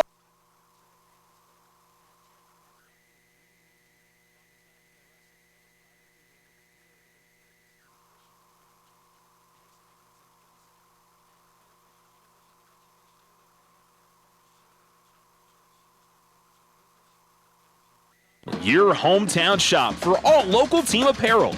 Get hats, shirts, jackets, and more. Cheer on the Tigers, Wildcats, and all your favorite teams in style. You can also personalize your apparel with custom silkscreen or embroidery. The Winner's Circle, a family-owned business, continuing the tradition of supporting local athletics. Come see us at the Winner's Circle, Outfitters of Champions. Go Tigers! 1201 10th Street in Alamogordo. OSU's Black Friday special has new dates this year, November 1st and November 2nd. Doors open at 8 a.m. Friday, November 1st, and special lobby hours Saturday, November 2nd, 9 a.m. to 2 p.m. Bring us your non-OFCU finance vehicle loan for rates as low as 2.49% APR. Get 1% off APR on holiday signature loans, no payments till next year. Apply online November 1st and 2nd at oteroFCU.org. Limited time offer, all loans subject to credit approval. Other restrictions may apply. Federally insured by NCUA. OFCU, call 800-376-9000. Slow internet again? Signal constantly dropping? Don't take it out on your computer. Instead, call Tularosa Basin Telephone Company for internet stress relief. They have the speed and the reliability to make your internet dreams come true. If you want fast, they have faster. If you want service you can rely on, they are the most reliable. And customer service? It's all about you. Call Tularosa Basin Telephone Company to get connected. 585-2700. Now you have a choice when it comes to keeping massive files of your bank statements every month. With an online e-statement, you'll have an accurate, easy-to-read electronic statement you can access anywhere, anytime. Get more control over your cash flow. And no more giant filing cabinets.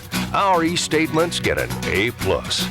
First National Bank, member FDIC. When you grow, we grow. Are you looking for letter jackets? Need trophies, plaques, or awards? It's all at the Winner's Circle. Personalize your student's letter jacket with stitching or embroidery. Get customized engraving on your trophies, plaques, and awards. Whether it's for your business, team sales, special events, or personal use. Have you seen our in-store remodel? Stop by and visit us today at 1201 10th Street in Alamogordo. Come see us at the Winner's Circle, Outfitters of Champions. Go Tigers!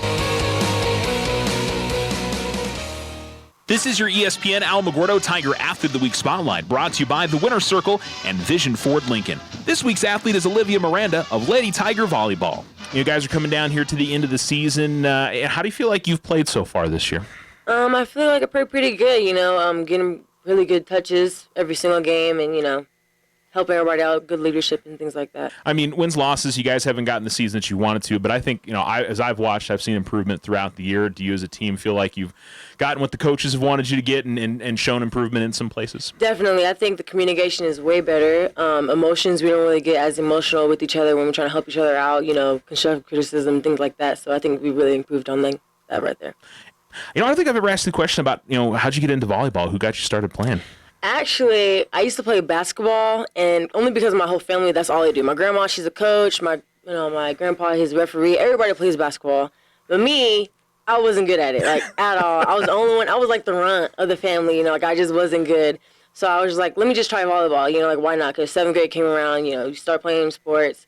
And I tried it, and I was just like overly tall. So everybody loves me, you know. So I just started playing. Ever since then, I just fell in love with the sport. What is it you love most about volleyball? I think the competitiveness, you know, it's like, I just love how everything's a build. You have to have the pass, you have to have the set, you have to have a hit, you know what I'm saying, just to be able to continue.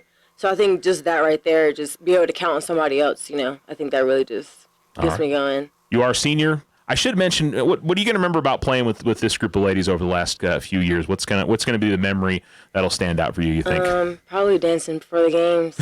Yeah, every single game, we just get so excited, you know what I'm saying, just to be able to play together and just keep on going. So that's what I probably remember most. Okay. Are you going to try to get involved with volleyball after high school, or what's the plan for you? We'll see, but I think I'm really just want to focus on my academics in college. Okay. And you have an idea of where you're going yet, or? Most likely NMSU, but I really want to go to TSU in Houston. Okay. Yeah. Very good. You know what you want to study yet, or? I want to be a labor and delivery nurse. All right. Very good. All right. Well, you guys got one more game in the regular season left against Deming on Saturday, and then a district tournament game next week, and we'll obviously have to see how the district tournament goes. But best of luck, and congratulations on being Athlete of the Week. Thank you. Whether you bath in the bathtub or bath in the sink, soft water's the water your skin wants to drink. See, when you're washing in hard water, skin can dry out more. Soft Culligan water's what your skin's crying out for. A Culligan water softener helps take out the hard stuff, like calcium, magnesium, and other stuff that can make skin rough. Because your skin is important. Whether you're a baby or bald, that's why we say get a Culligan water softener installed. Softener starting at $7.95 plus tax installed on pre-plumbed homes. Shaw Quality Water Culligan. Call 437-6500. OSU's Black Friday special has new dates this year, November 1st and November 2nd. Doors open at 8 a.m. Friday, November 1st, and special lobby hours Saturday, November 2nd, 9 a.m. to 2 p.m. Bring us your non-OFCU finance vehicle loan for rates as low as 2.49% APR. Get 1% off APR on holiday signature loans, no payments till next year. Apply online November 1st and 2nd at oterofcu.org. Limited time offer, all loans subject to credit approval. Other restrictions may apply. Federally insured by NCUA. OFCU, call 800-376-9000. The fall fairground sale is over, but Vision Ford's bringing the after party, and it's BYOB. Bring your old beater and trade it in for a sweet deal on a smoking hot ride. Get 0% financing for up to 72 months on the 2019 Ford F-150 and get up to $8,500 cash back. The 2019 Ford Fusion has $2,000 cash back or 0% financing for up to 60 months with $1,000 cash back. The all-new Ford Ranger's on the lot, and you can get up to $1,000 cash back or 0% for up to 60 months with $500 cash back. Check out the 2019 Ford Edge. Up to $4,500 cash back or 0% for 60 months with $3,750 cash back. Or the Ford Escape. Up to $4,250 cash back or 0% for 60 months. Plus, browse their selection of pre-owned cars, trucks, and SUVs. Don't forget, Vision Ford offers a $500 military discount. Vision Ford, 1500 South White Sands. VisionFordLincoln.com. Financing on approved credit. See dealer for details.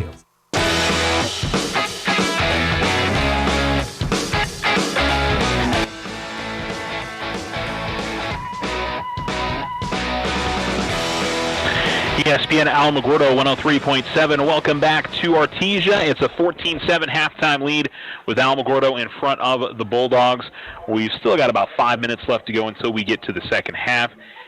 Let's go ahead and check some scores from around the state. Volcano Vista beating Siebel at 27-7. It's Taos 14 leading Bernalillo. Taos 14, Bernalillo nothing. 7-7 up in Dexter. That's a tie ball game between the Demons and the Tularosa Wildcats. Ruidoso leading at halftime 14-0 over Moriarty. Clovis beating La Cueva 15-7. It's Farmington crushing Piedra Vista 27-0, so they're going to win that district in 9-1 this season. Portales 21-7, they're beating Lovington. They're trying to wrap up the 1 seed in Class 4A. Cleveland's edging Rio Rancho right now 14-13. That one's closing in on halftime. Capital's up 14-0 on Santa Fe at the half. Grant's up 14-0 on St. Pius at halftime. Grant's is having a really good season, kind of under the radar in class. That would be Class 4A, I believe, right? They used to be in this classification. Las Cruces leading Mayfield 7-3. That one still had about 5 minutes left in the second quarter at last check. Bloomfield 13-0 beating Aztec. Carlsbad's beating Hobbs right now 19-7 the score there. Volcano Vista 14-7 over Cibola. No, I already had a 21-7 score there, didn't I? All right. Looks like that's where we're at. And I did hear over the PA here at the Bulldog Bowl, it was Roswell 7 and Goddard 6, and that one was still in the first half. That one going on right now. But we're obviously interested in this one, and the Tigers leading 14-7 and trying to finish strong. And again, they will stamp a ticket to the playoffs if they can finish off this game and come away with the win. They'll have the ball to begin the second half, and we'll try to carry the momentum they had in half number one. That first drive and getting the onside kick in the second drive, that's where all the scores have been for the Tigers. Penalties have hurt the Alamogordo offense throughout the rest of the half, but again, the thing that is standing out to me is the Alamogordo defense. This is the best I've seen them play this year. Can they do it for another half? I'm excited to see if they can. All right, some other area sports that are going on throughout the weekend. Congratulations to Cloudcroft Boys Cross Country. They won their district championship today up at Fort Stanton. The girls finished in 4th place at that meet, and we'll hopefully have some further results for you up on our Facebook page. But congrats to the Bears. Not altogether unexpected, but that boys team is headed off to the state meet, which is next week in Rio Rancho. Alamogordo Cross Country is running in Deming tomorrow for their district meet, and we'll hopefully have some results pretty quickly on that. Good luck to the Alamogordo Cross Country team tomorrow. Alamo Volleyball wraps up their regular season tomorrow at Deming. The Tularosa volleyball team is at home tomorrow. Tucumcari finishing up their regular season. And I don't think we got anything else for area teams this weekend. Congratulations to Mescalero Apache Volleyball. They got the district championship with their win last night over Cloudcroft in 4 sets. Cloudcroft will be second in that district. Mesilla Valley Christian lost to Lordsburg earlier in the week, and so they finish 3rd. And so Cloudcroft will only have to play 1 game to get to the district tournament championship there in that one. And, of course, we've got soccer state playoffs beginning this weekend. Unfortunately, we don't have any area teams, but best of luck to all that group. And the Alamogordo Tigers are already back out in the field ready to begin the second half. Artesia has yet to return from their locker room, and I'm excited to see how this second half plays out. They're leading 14-7 over the Artesia Bulldogs, and again, a win, and this Tiger football team is headed to the playoffs. They may still be in, even if they're unable to get a victory tonight. So we'll go ahead and take a break and come right back. Second half on the way for you. Alamogordo leading Artesia 14-7. Tularosa Basin Telephone Company is famous for keeping you connected. They promise to deliver fast speeds, provide a reliable network, and do it all with a smile. Their customer service team is on top of every call with the answers you need. In fact, they believe their customers are the most important part of their business. Give Tularosa Basin Telephone Company a call at 585-2700 for the internet experience you've been waiting for. If you and your family are looking for a new home, you don't have to look far for a home mortgage. As a community bank, we not only have great rates, we offer you friendly financial service right here in the neighborhood. There are a lot of options in real estate lending. We're here to see that you get a loan you can live with. Talk to us about your home mortgage. We're an equal housing lender. First National Bank, member FDIC. When you grow, we grow.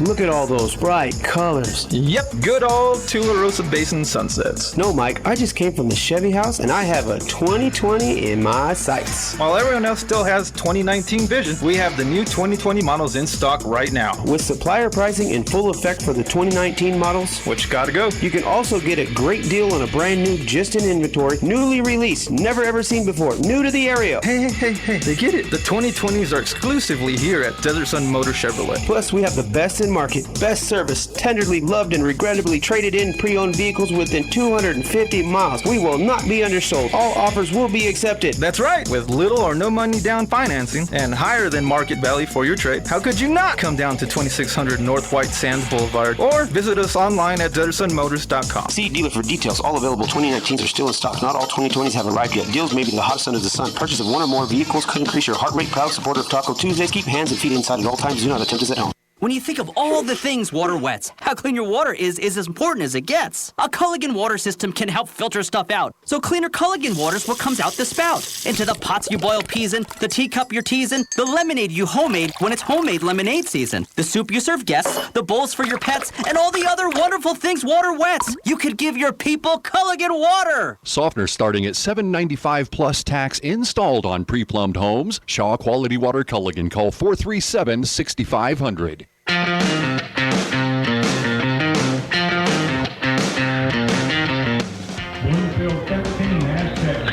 listening to ESPN Alamogordo 103.7. Welcome back to Artesia. We are just about ready to get started with the second half.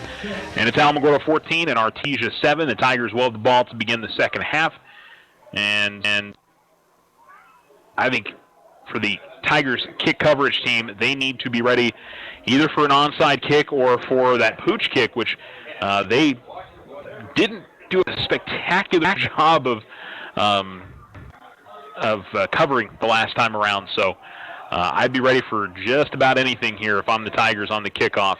And I guarantee you that's a discussion that's going on in the Alamogordo huddle as they're meeting at the 35-yard line over at the far side. Artesia's on the field. They'll kick off from the 40, and they are just about ready to go. For the Alamogordo offense to get this football and keep that momentum that they had in the first half and take it down the field. Tigers are keeping some guys in some, I would say, medium area at about the 40. They've also got everybody right up the middle.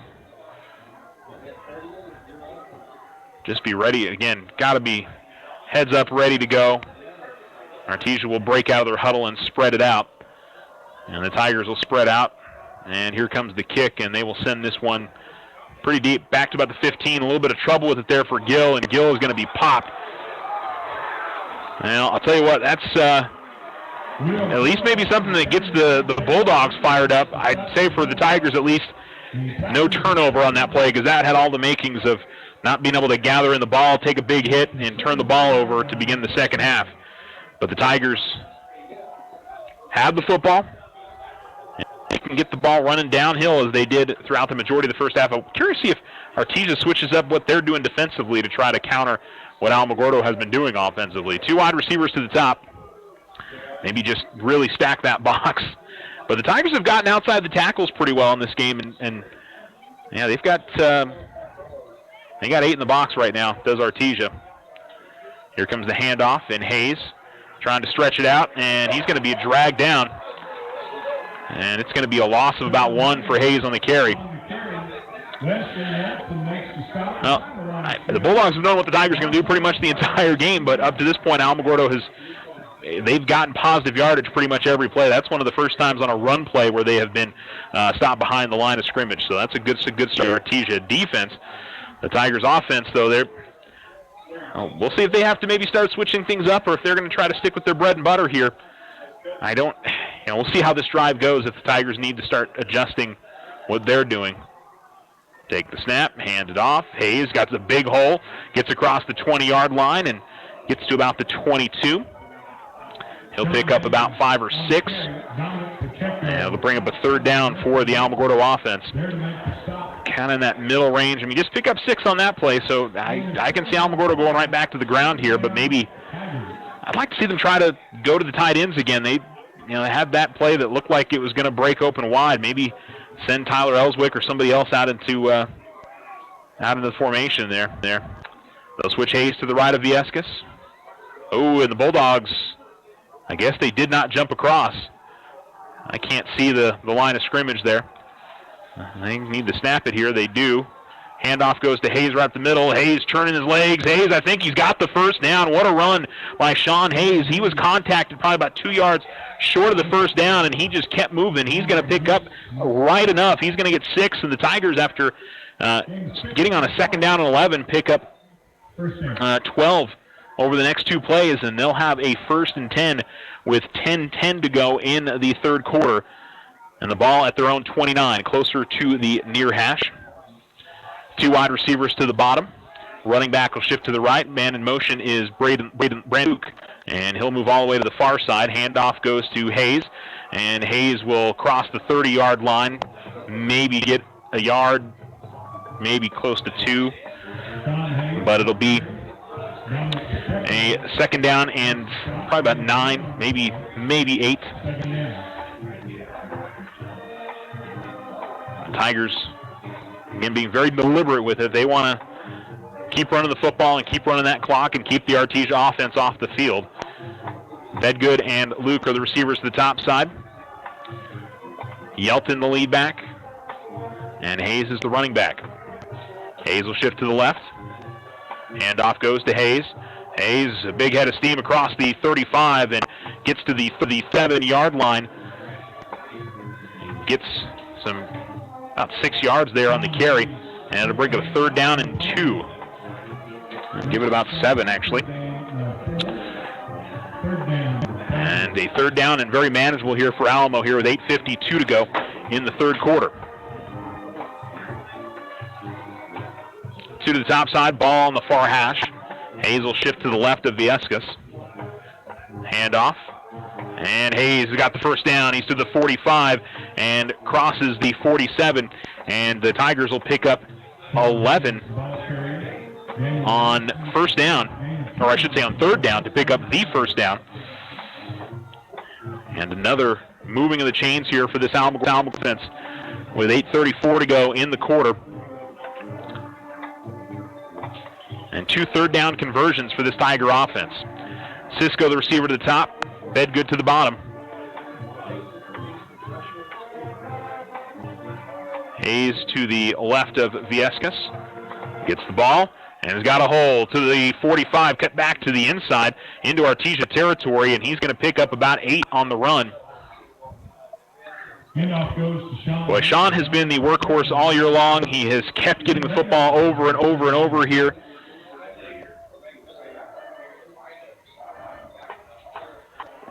And doesn't really seem to be slowing down. Says a lot about his, he's had a 40-carry game this season. He's had up over 30 carries, I think, a couple other times. Really impressive, his ability to, I feel like, stay in the game, not get tired. He'll shift to the left here of Viescas.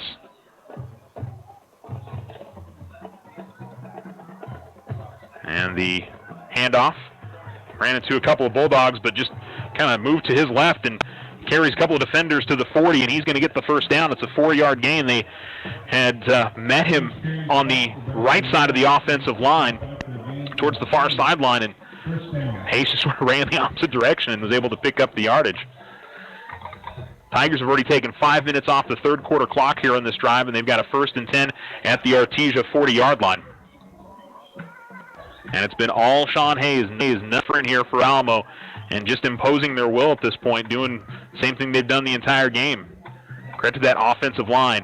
Now it's Hughes. Hughes gets the ball across the 40. Finally, Hayes will get a little bit of a rest and gets to the 36-yard line. So Josh Hughes with his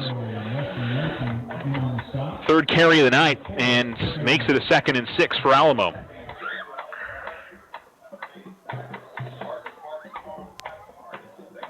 Ball to the far hash.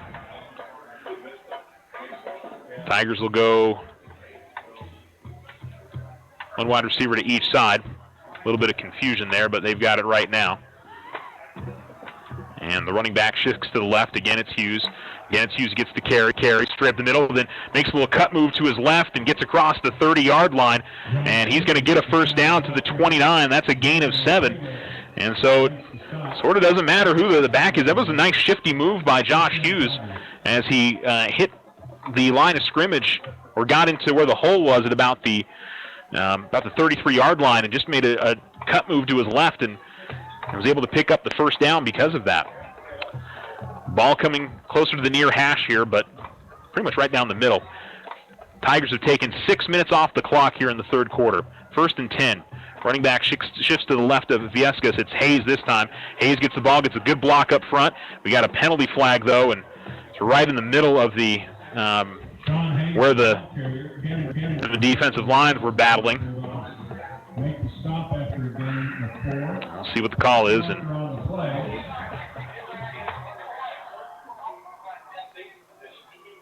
they're going to call a hold on Alamogordo. And this has been the only thing that's really slowed down the Alamogordo drives tonight is penalties. And they'll I'll see where they mark it from. So they marked it from the 26, so this is not going to be a 1st and 20. It'll be a 1st and 16 with 5:51 to go. And they'll roll the clock. Kind of surprised the Tigers are going to go quickly here. I would take my time, but Vieska's going to throw on 1st down. Vieska's going to go up the far sideline. It is knocked away. Good defense, Dogs. Brandon Luke was the receiver on the far side. It was a little underthrown, but it was still a 50-50 ball and very easily could have been caught by Luke, but the defender got underneath him and was able to tip it away. But I like the switch up there for the Tigers, at least show them a pass on a 1st and long. And they ran that play previously, and kind of similar situation. The ball, you're throwing it from basically one side of the field to the other, and the Bulldogs read it well. 2 wide receivers to the top side. Hayes is the tailback, and he'll, I'm sure, shift to the left of Viescas. Now he's going to shift to the right. Takes the snap, hands it off. Hayes up the middle, and not much there for the Soldiers. Only 2. It's going to be a gain of 4 with 25 to go. Now they're in field goal range here, but that would get you to a 2-score advantage. The best thing about this drive is if Tigers can get 7, as long as they get points on this drive, one of the biggest things about this drive is they've taken 7 minutes off the clock here in the 3rd quarter. And if they can get a 1st down and keep this going, got to expect a pass here from Alamo. Running back to the left of Viescas. And so they give it to Hayes just at the very end, a little stretch play. He's going to get to the 25. It'll be a 7-yard gain. It'll make it 4th and manageable here. And they're 26, so it's gain about 5. And I think the field goal unit's coming on for Alamogordo, so they're going to try another one here. Brett missed from 46 the first time. This is from 43. So pretty much the same distance here, not a whole lot different.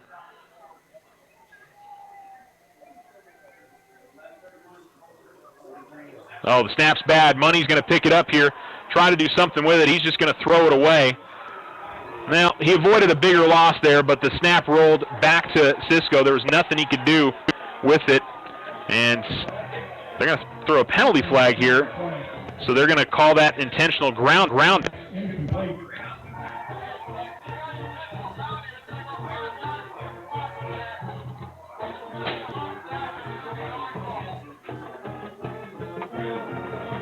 So intentional grounding, which is, I guess, just they're going to go 5 yards from the spot. Lost it down. 1st down, Bulldogs. I thought he got it back to the line of scrimmage. I know there wasn't any receiver in the area. Now, that's one that I'm not, at least at the high school level, I'm not particularly clear on the rules on intentional grounding, so I don't want to make any criticism there. But, man, Tigers do positive in that they take about 8 minutes off the clock. But, man, to get some points, now Artesia can get back on even with if they can score. Hodling back to pass. Looking, goes right down the middle of the field. He's got his man wide open, and he dropped it. Cueto had it, and he was going to walk into the end zone at about the 10-yard line, and he dropped it. Boy, is that one that's going to come back and haunt Artesia. Tigers, 2 of the wide receivers for the Bulldogs got past the Tigers' secondary. And a penalty flag. There's going to be an offsides on Alamogordo. The left defensive end, he was completely offsides on the play. It was Jack Muse lined up offsides. Offsides against the Tigers. 5-yard penalty. 2nd down. And he was, from looking at it from up here, he had his hand in the neutral zone. And I'm not really sure what necessarily he saw there. He's pretty close to it again. Well, I guess they're going to not call this time. Snap was a little bit high, but brought down and running with it across the 40 to the 35. It goes Barrera, and it's a 1st down for Artesia. all the way to the 36. It'll be a gain of 17, and Artesia going tempo. They're quickly to the line of scrimmage on a 1st down and 10. Here's the snap, and cut to near side, and it's going to be incomplete. And that was Will Gill getting into the back of the defender, intended for number 21. Jeremiah Mayo was the intended receiver for Artesia, so an incomplete pass. Brings up 2nd and 10 for Artesia. 3-4 to go.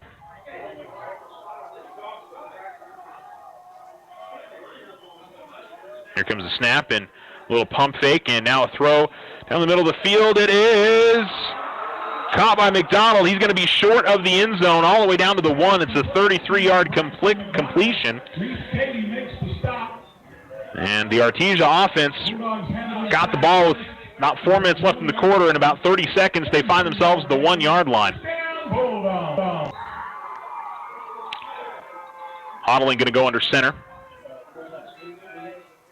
And going to turn around and hand off to Barrera. Barrera got met at the goal line, but the near line judge says touchdown, and so does the far one now. And Barrera gets into the end zone for the touchdown. And the Bulldogs are an extra point away from tying this game up.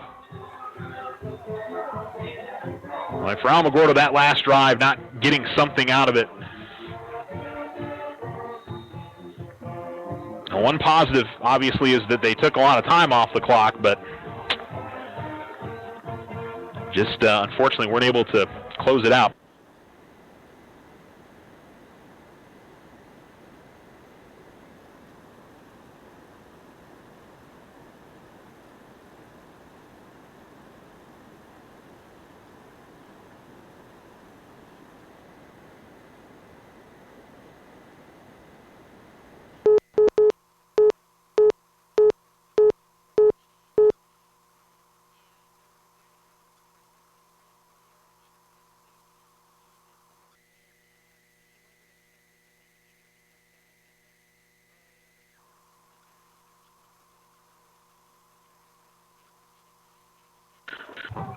Apologies, I'm getting distant, folks. Artesia gets into the end zone with the touchdown there. It was Barrera on the 1-yard touchdown run. The big for the drop ended up being the long pass from Hodling to McDonald.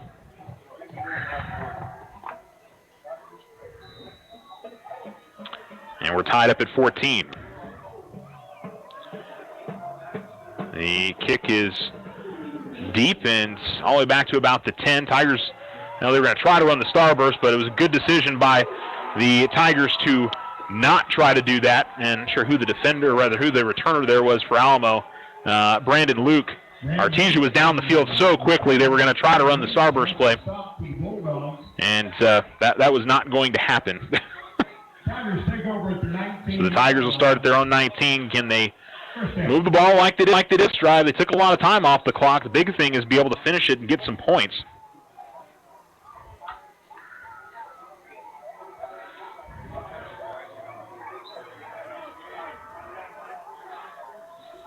Tigers 2 wide receivers, lead back to the right.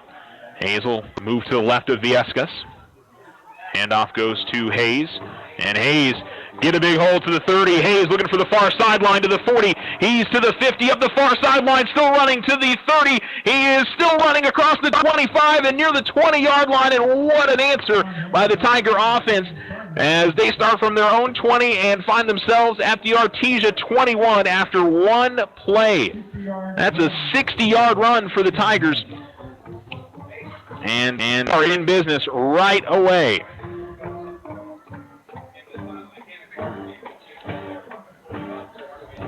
I'll roll the clock here with 3 minutes left.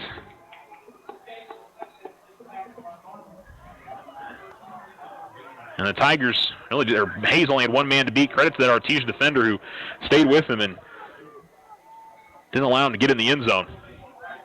They'll bring Hughes in now. Hayes will need a breather after that 60-yard run. Hughes gets the ball and takes it straight up the middle and gets good yardage across the 20 down to about the 15-yard line. Gain 5 on the play. Second down.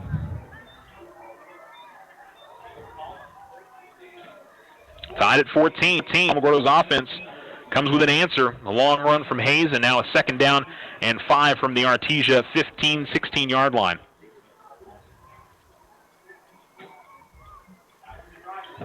Clock rolls with about 2 minutes left here in the 3rd.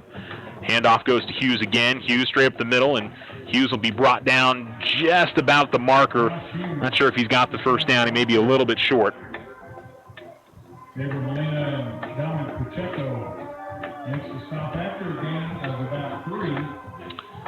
And the ball is, boy, they are real close to a 1st down. They need maybe half a yard would be my guess.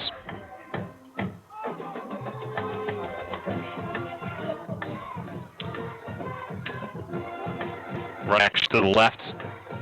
Hughes will get it again. Hughes has got the 1st down. He's across the 10, down to the 9. It'll be a 1st and goal for Alamogordo.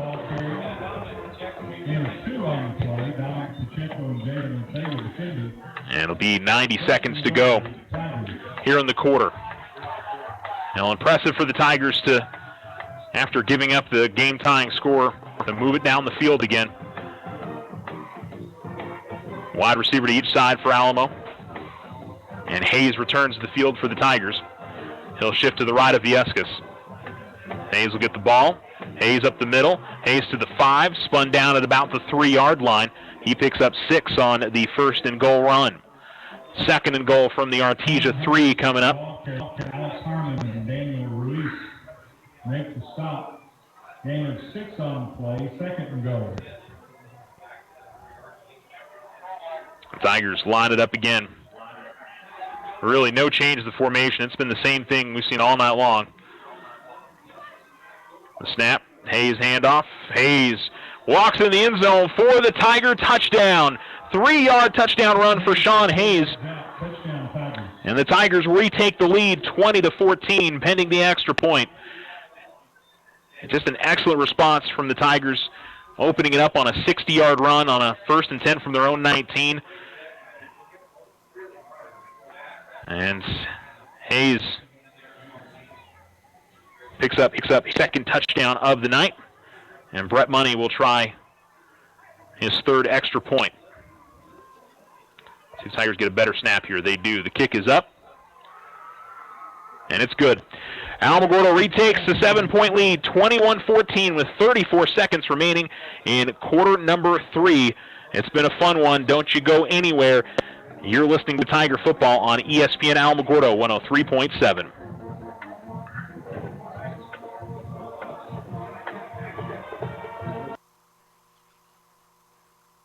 The Winner's Circle, your hometown shop for all local team apparel.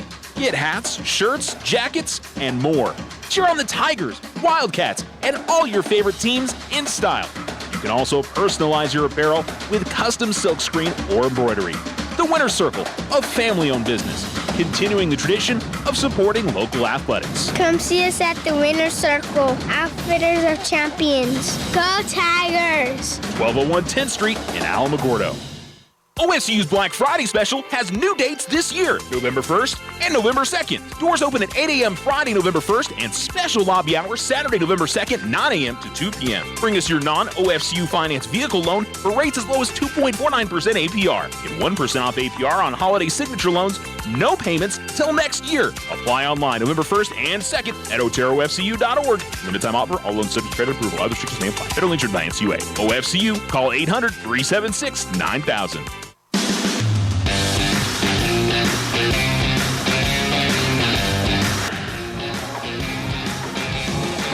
You're listening to ESPN Alamogordo 103.7. The Tigers again go short on the kickoff, and Artesia will take it to their own 44. It's 21-14. Alamogordo in front with 30 seconds remaining in the 3rd, and Artesia's offense back in the field as they'll try to answer. The snap. Oh, it goes past Hodling. He's able to grab it and gets away from the first defender, but the Tigers are going to force him out of bounds for a huge loss. As snap was high, I think he may have gotten a hand on it initially, but it goes back to the 32-yard line. It's a 12-yard loss on the bad snap, and it puts Artesia in a tough spot here in a 2nd down and long, but they're going to line up quickly. They've been in tempo ever since they've fallen behind pretty much.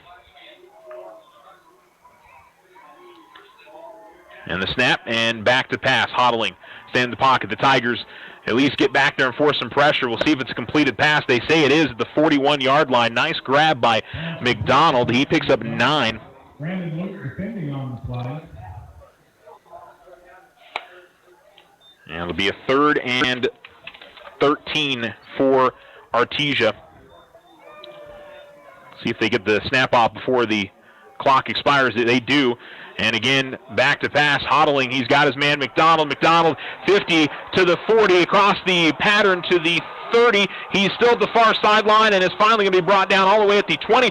Ball came loose, and who's got it? It's Alamogordo football. The Tigers forced a fumble, and they get it at the 23-yard line on the last play of the 3rd quarter.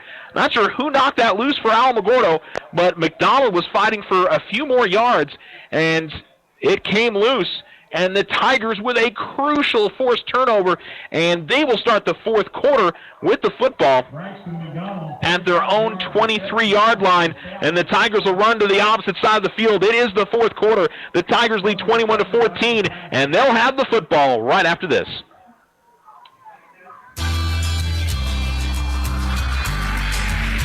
If you find yourself frustrated because your internet is slow, then you need to call Tularosa Basin Telephone Company. They have the speed, the reliability, and the customer service to turn your frustration into smiles. Now, doesn't that sound like a better plan? Call Tularosa Basin Telephone Company at 585-2700 and get connected today.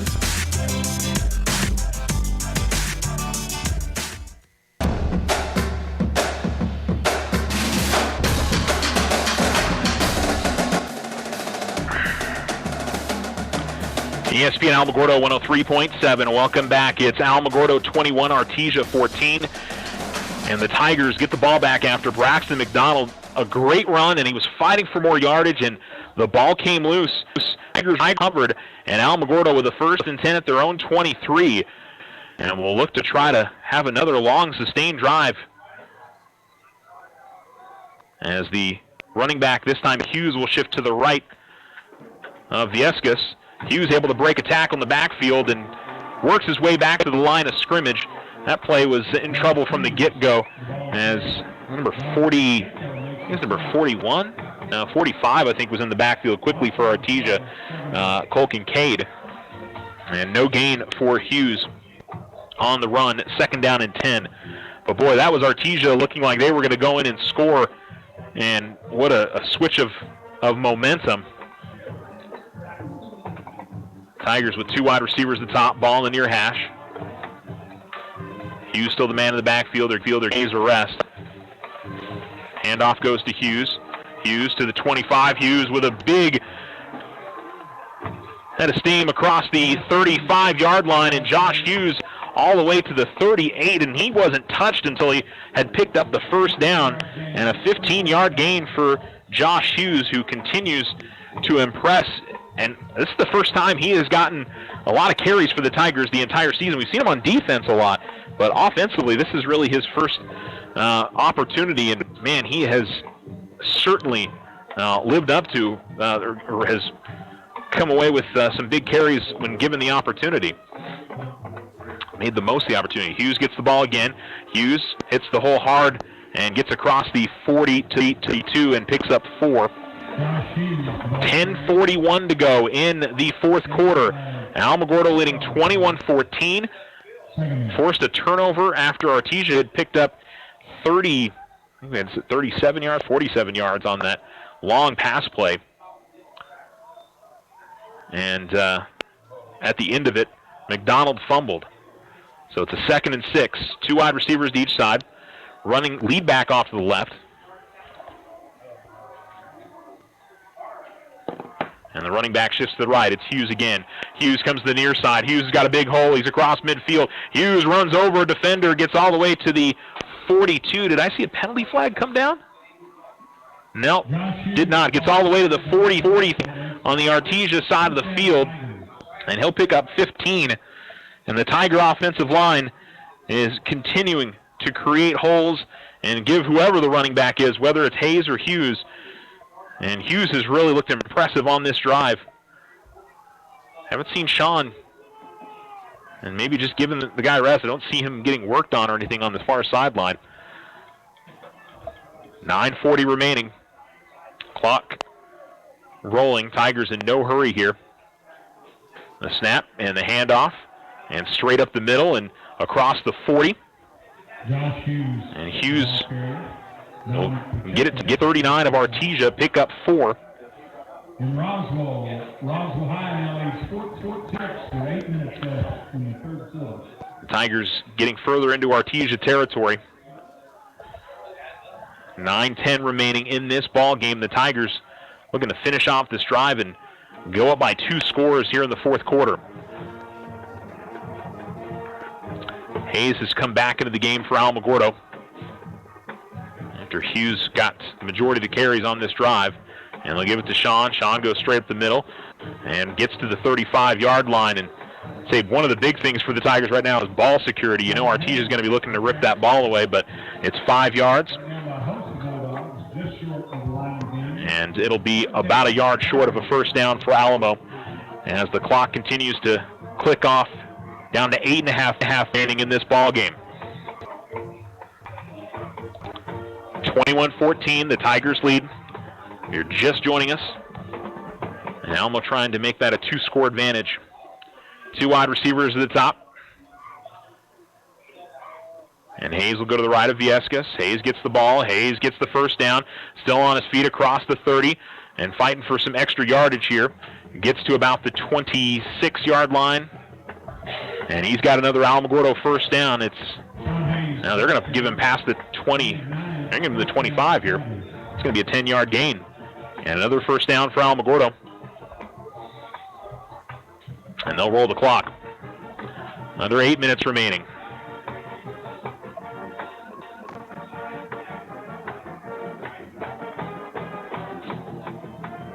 Viescas hands it off to Hughes, who's checked in. Nope, he keeps it. Viescas coming to the near sideline. Viescas gets contacted, gets past the man across the 20. And not very often that Ryan will keep the ball on that option play, the run option.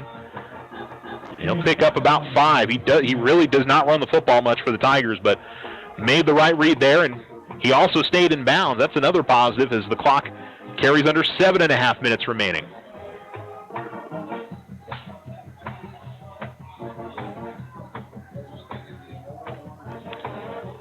One wide receiver to each side for Alamo. And the running back to the right is Hughes. Hughes will get the ball. Hughes puts his head down. And he got contact, or a flag called after Hughes had broken a tackle. And they're going to stop the clock with 7 minutes left. We'll see what the penalty flag is. It was the umpire throwing the flag again. That's basically any time it's been... well, I don't want to say. I was going to say almost any time it's been a penalty, it's been that umpire. But they're going to call a hold on Alamogordo up the middle.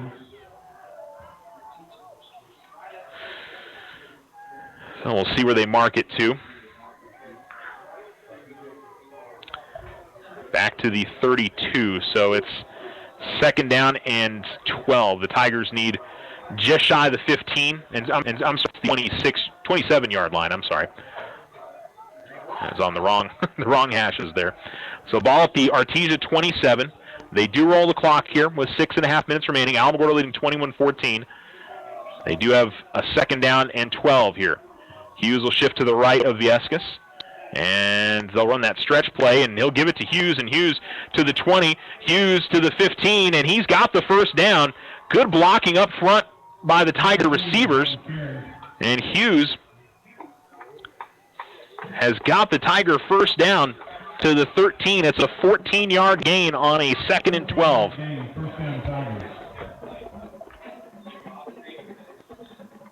So the blocking on the perimeter there, and they've only run that stretch play at times.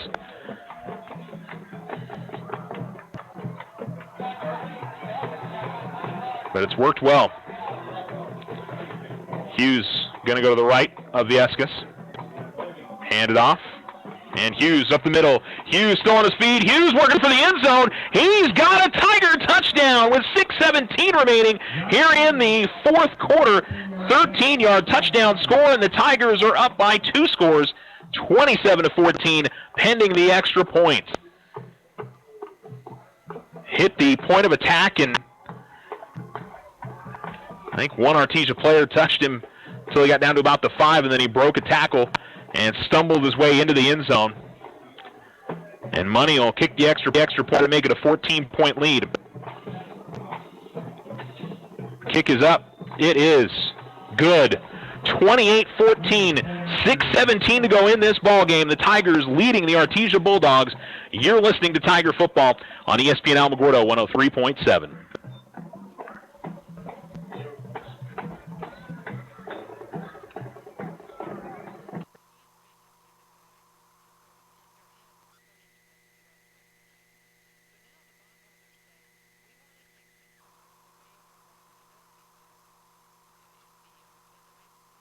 Sometimes you just need a loan. Your daughter Debbie is getting married. Your son Toby needs a new tuba. Let's face it, families cost money. Things come up that you had no way of predicting. We make personal loans for occasions like this to people who have good credit. So next time you find yourself connected to the unexpected, stop in and see us about a personal loan, subject to credit approval. First National Bank, member FDIC. When you grow, we grow.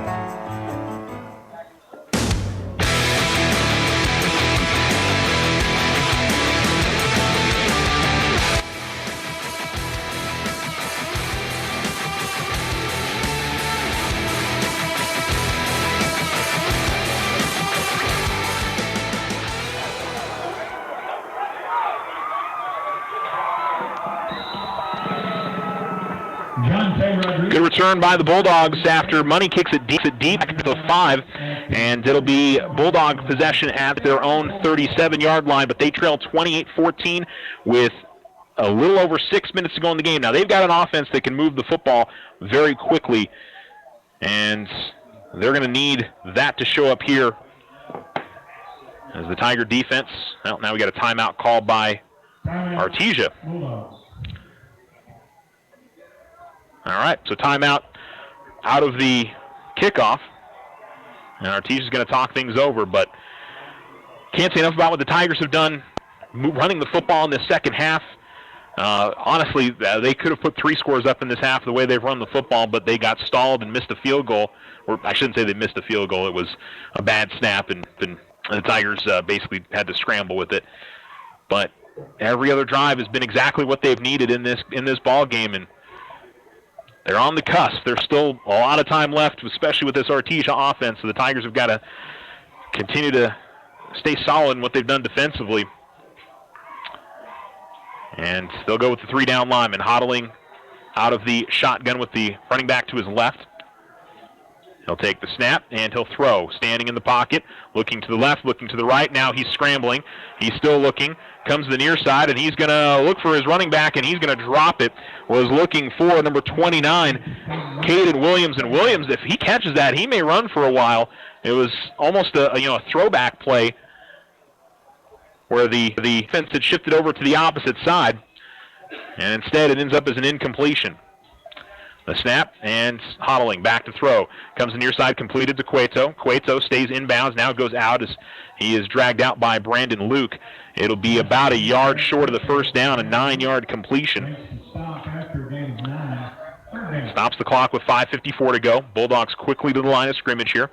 They don't need to rush with the clock stop, but trying to keep that tempo up. Hodling looks to the sideline. Assesses the defense, now takes the snap, and here's the handoff, and straight up the middle, and it'll be a first down and more across the 45 into Tiger territory goes Caden Williams. So to the 44 of Alamogordo as he picks up 10. 5:49 to go, the snap, and Hodling looking to throw, comes the near sideline. That's going to be incomplete as the pass was a little bit out of the range of Isaac Rodriguez. Second down and 10, and again the Bulldogs quickly to the line of scrimmage. Trips to the top, 2 to the bottom, empty set. Tigers with 3 down linemen. 5:45 to go in the game, and another bad snap. Oh, they're going to call it a false start. The penalty flag False start against the Bulldogs. Boy, what a break there for Artesia. One of the linemen went early, but this went, I mean, I can't believe how high over the head that went over Hodling. It'll be second down and 15. He's not a small guy. He's 6'5". And I would say that was a good 4 or 5 feet over his head. They're going to change some personnel here, are the Bulldogs. 5:42 to go in this game. It's 28-14. Alamogordo in front. 2 wide receivers to the bottom, 2 to the top. Running back to the right, man in motion from left to right. And here comes the handoff on the jet sweep. Turning up fields. Getting near the original line of scrimmage is Jonte Rodriguez. He's going to pick up about 5, so he'll get the penalty, 6 actually. Picked up the penalty yardage plus a little bit more from the false start.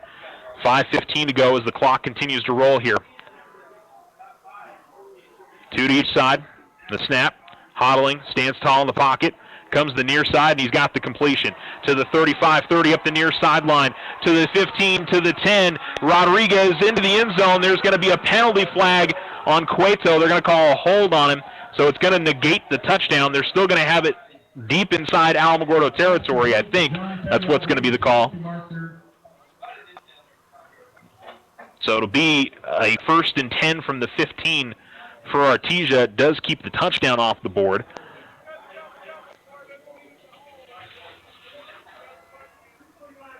But Artesia puts it deep into Tiger territory here.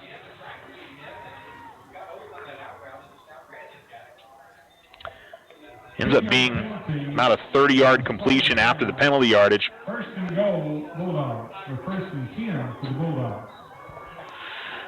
So from the 15, 1st and 10. And back to pass. Hodling. Got a man wide open near corner of the end zone. McDonald able to catch it for the touchdown. 15 yards out. Touchdown, Bulldogs. So it's a 15-yard touchdown pass as McDonald comes away with it.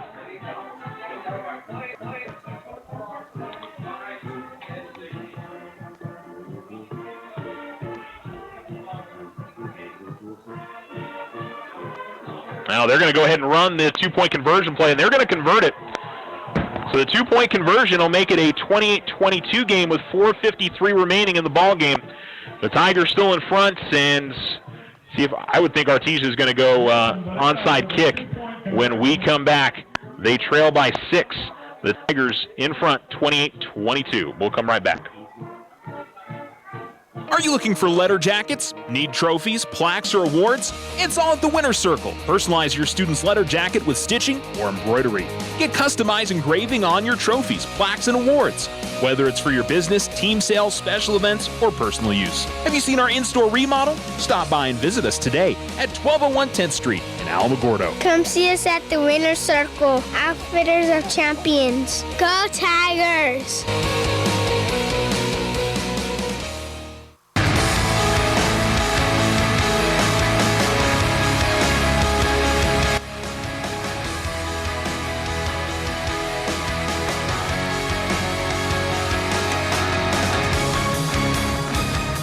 ESPN Alamogordo 103.7.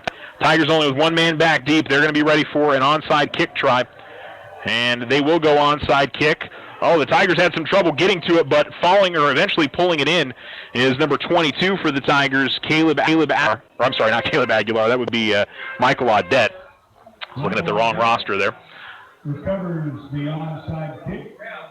First down Tigers from the 40. Tigers avoided disaster. Now, can they run the football the way they have this entire game and close out this one?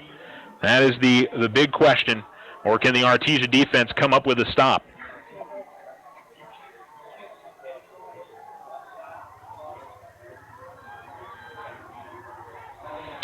Two wide receivers to the top.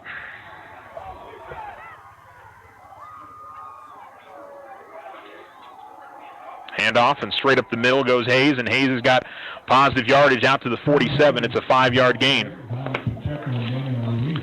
And that will roll.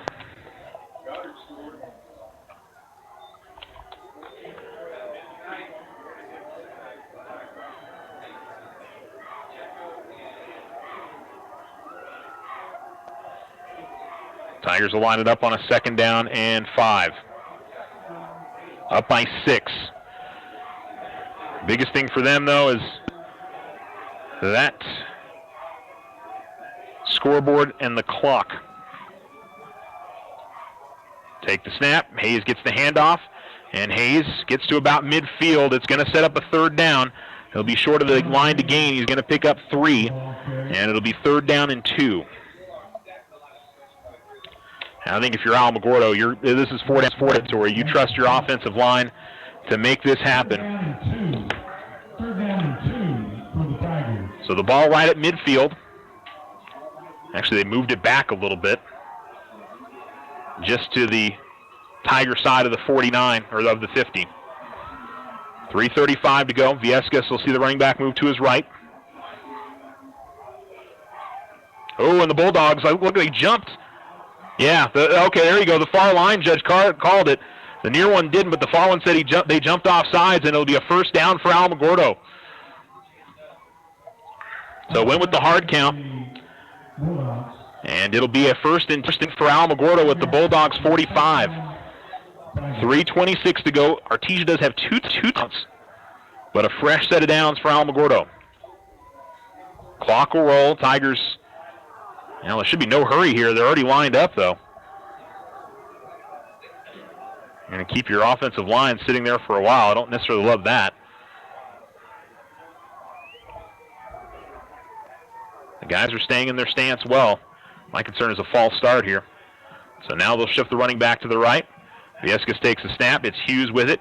Hughes will bounce the outside, break a tackle to the 40. Hughes to the 35. He's going to get knocked out of bounds. That's okay, though, because the Tigers take it inside the 30-yard line, or right at the 30, and it's a 15-yard gain.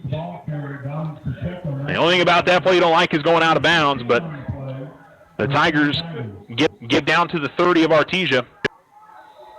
And I don't think you ask a high school player to try to think about sliding or something like that in that spot. You just go ahead and take it and run the next play. Tigers can get it in the end zone here. How huge that would be. Completely lock this game up, but obviously looking to Hughes. Gets the ball. Hughes straight up the middle. Hughes will pick up maybe 4. And the clock will roll again. He gets it to the 27, so it's a 3-yard gain. 2nd and 7.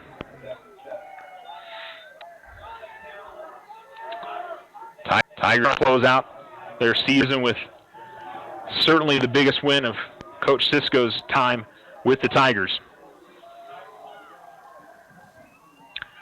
2 to the top, and Hughes the running back again.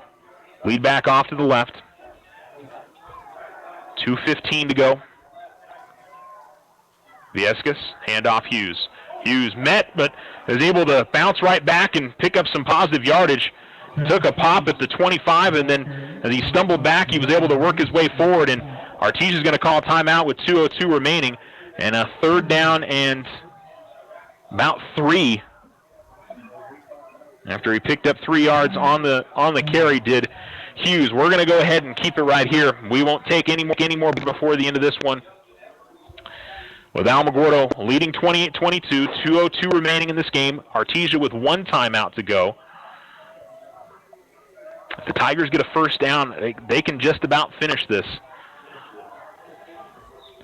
And they've been switching Hughes and Hayes out of there. I think you put Sean Hayes in this spot, though. Now, he's standing on the sideline, so it looks like they're going to keep Hughes in there. Tell you what, Josh Hughes has had an incredible game. The Tigers have only thrown, 5-6 passes in this game, so everything else has been on the ground.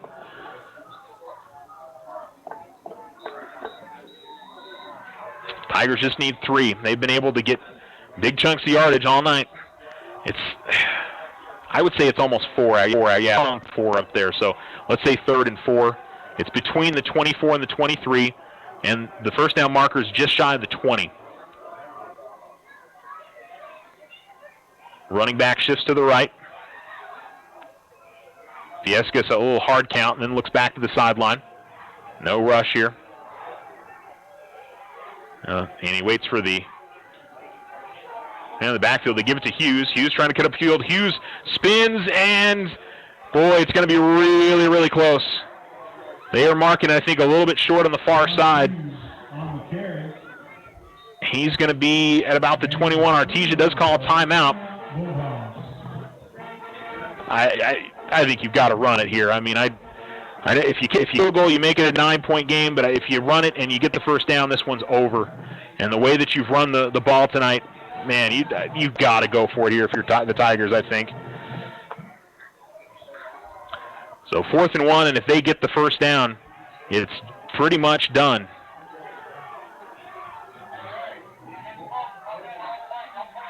I think you got to trust what your team has done all night long and make it happen. And it looks like Hayes will come in. I think that's the guy that I want to give the football to here. He's been so great all season long. Can the Tigers get a first down and essentially ice this game? Hayes will shift to the right. Viescas, the middle. He's got the first down. Now just hold on to that ball. He's got it. First down, Tigers. Inside the 20, down to the 17-yard line. It's a 4-yard gain. The clock will stop with the chains moving, but they'll roll it now. First down, Tigers. And the Tigers can take it down to almost 0. I don't know if they can get it all the way there, but it's going to be close. I don't know if they're going to go into victory formation here. We'll see.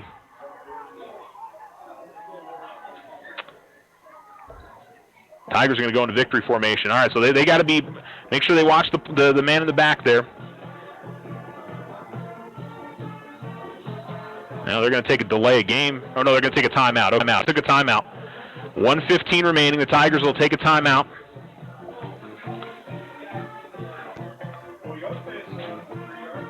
And so that should be enough for the Tigers to finish this.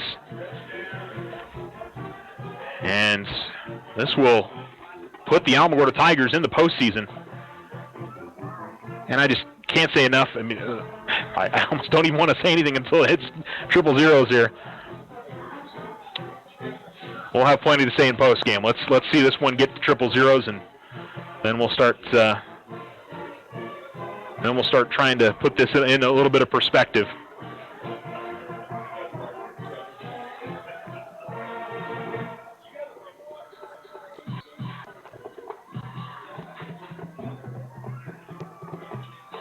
A knee taken by Viescas. No timeouts left for the Bulldogs to stop the clock.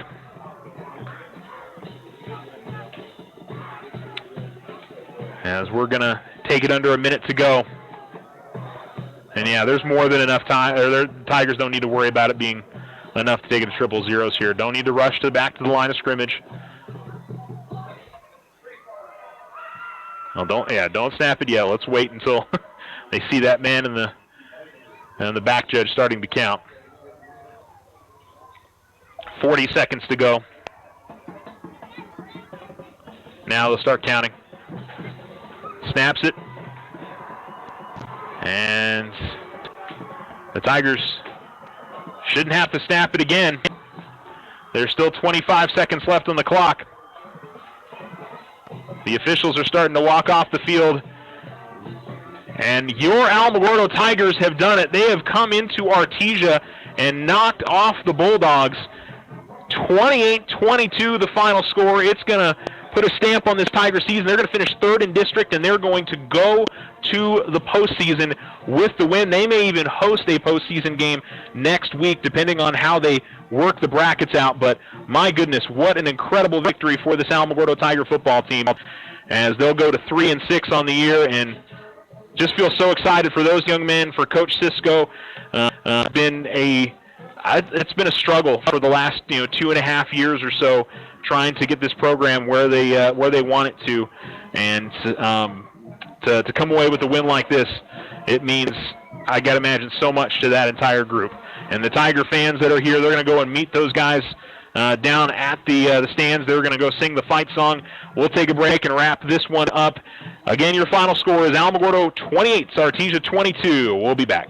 Whether you bath in the bathtub or bath in the sink, soft water's the water your skin wants to drink. See, when you're washing in hard water, skin can dry out more. Soft Culligan water is what your skin's crying out for. A Culligan water softener helps take out the hard stuff, like calcium, magnesium, and other stuff that can make skin rough. Because your skin is important, whether you're a baby or bald. That's why we say get a Culligan water softener installed. Softener starting at $7.95 plus tax installed on pre-plumbed homes. Shaw Quality Water Culligan. Call 437-6500. OSU's Black Friday special has new dates this year, November 1st and November 2nd. Doors open at 8 a.m. Friday, November 1st, and special lobby hours Saturday, November 2nd, 9 a.m. to 2 p.m. Bring us your non-OFCU finance vehicle loan for rates as low as 2.49% APR. Get 1% off APR on holiday signature loans, no payments till next year. Apply online November 1st and 2nd at oteroFCU.org. Limited time offer, all loans subject to credit approval. Other restrictions may apply. Federally insured by NCUA. OFCU, call 800-376-9000.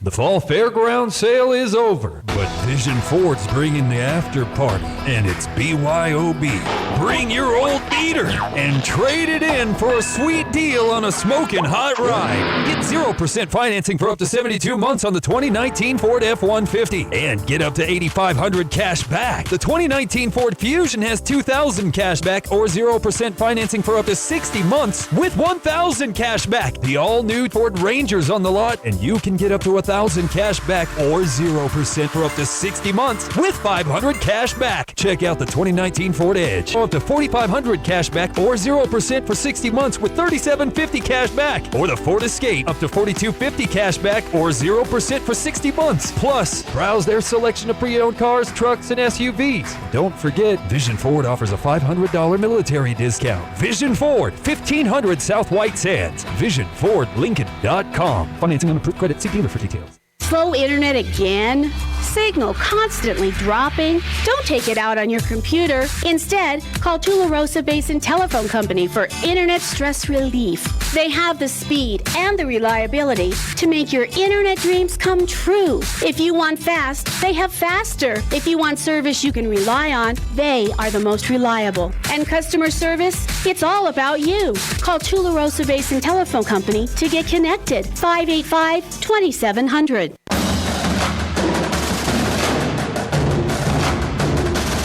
ESPN Alamogordo 103.7. The Tigers are victorious here at the Bulldog Bowl tonight, 28-22, the final. I want to correct something right now. I was let known, or somebody alerted me on Twitter, and hopefully this is correct, that Elias Gonzalez actually was wearing number 36, not Josh Hughes.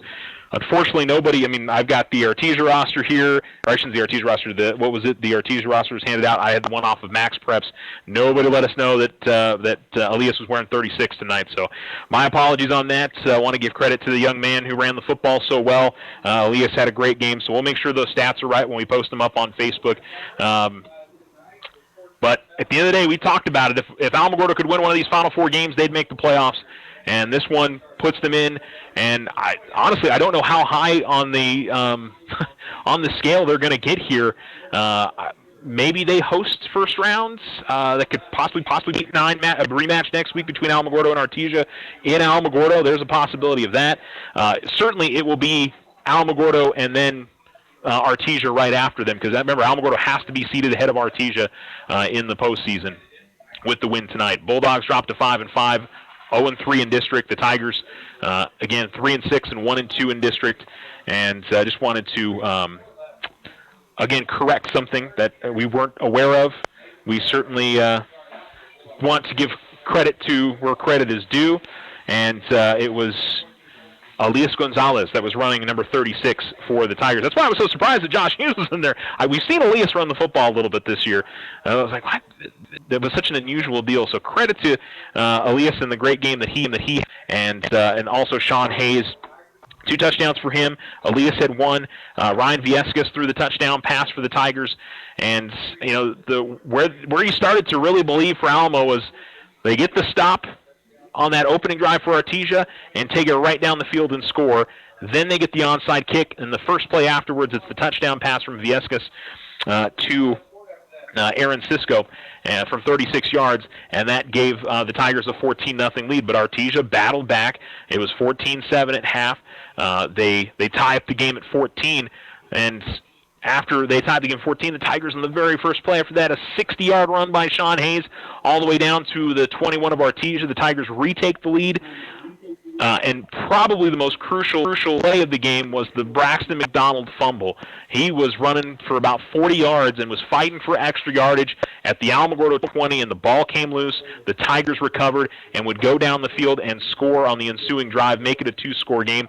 Artesia was able to get it in the end zone with about 4 minutes left in the ball game, but the Tigers did what they did all night. They were able to run the football and pick up big plays, and of course, a 4th and 1, they score, or I should say they score. At a 4th and 1, they get the first down and end the game inside the Artesia 20. But this was the kind of game that Alamogordo needed. They were going to have to play ball control.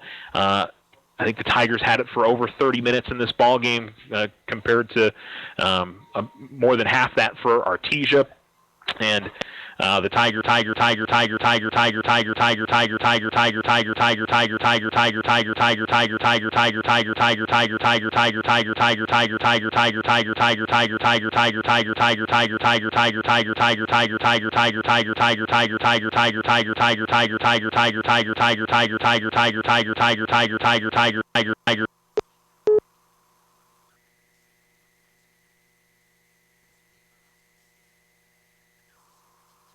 an overall pressure for the Tigers as the win. Again, it looks like we got cut off there, so hopefully, or at least I hope we didn't get cut off there. My apologies if we did. And again, I want to mention again, I know I've called Josh Hughes most of the night. It's Elias Gonzalez who was wearing number 36 tonight. We really wish we had that correct throughout the ball game, but just again, the rosters were what they were. So not anything intentional, just the way that it worked tonight. But this is fun for this group, and again, I'm just excited for Coach Cisco and this entire team. What a great feeling it must be for that group that went 0-10 2 years ago, 1-9 last year, and came into this game at 2-6. This was very easily could have been just a 2-win season, but it is only a 3-win season from a standpoint. You've gone from 0 to 1 to 3, but boy, what a third win for the Tigers tonight. All right, I'll have stats up on Facebook and Twitter. I'm going to add those up after we head off the air tonight. And I know Sean Hayes is probably near 200 yards rushing on the night, maybe 250. And then Elias Gonzalez had himself a heck of a game too. So again, wish I could have had known that was Elias the entire game, but we no intention there on that, because he played exceptionally well. The Tiger offensive line, the Tiger defense came up with some big plays all night long. Tigers are winners. 28-22 here at the Bulldog Bowl. That's going to do it for our broadcast tonight. We'll let you know where the Tigers are going. There'll be an NMAA selection show for football coming up tomorrow night. And you can check the NMAA Twitter feed or the NMAA Facebook page. They'll let you know what the exact time is, but it's probably going to be late on Saturday night. And we'll see where the Tigers are playing next week. Going to be fun. All right, you guys have a great rest of your night. Again, your final score is the Alamogordo Tigers 28 and the Artesia Bulldogs 22. So long from the Bulldog Bowl. You're listening to ESPN Alamogordo 103.7, Southern New Mexico's sports leader, KNMZ Alamogordo.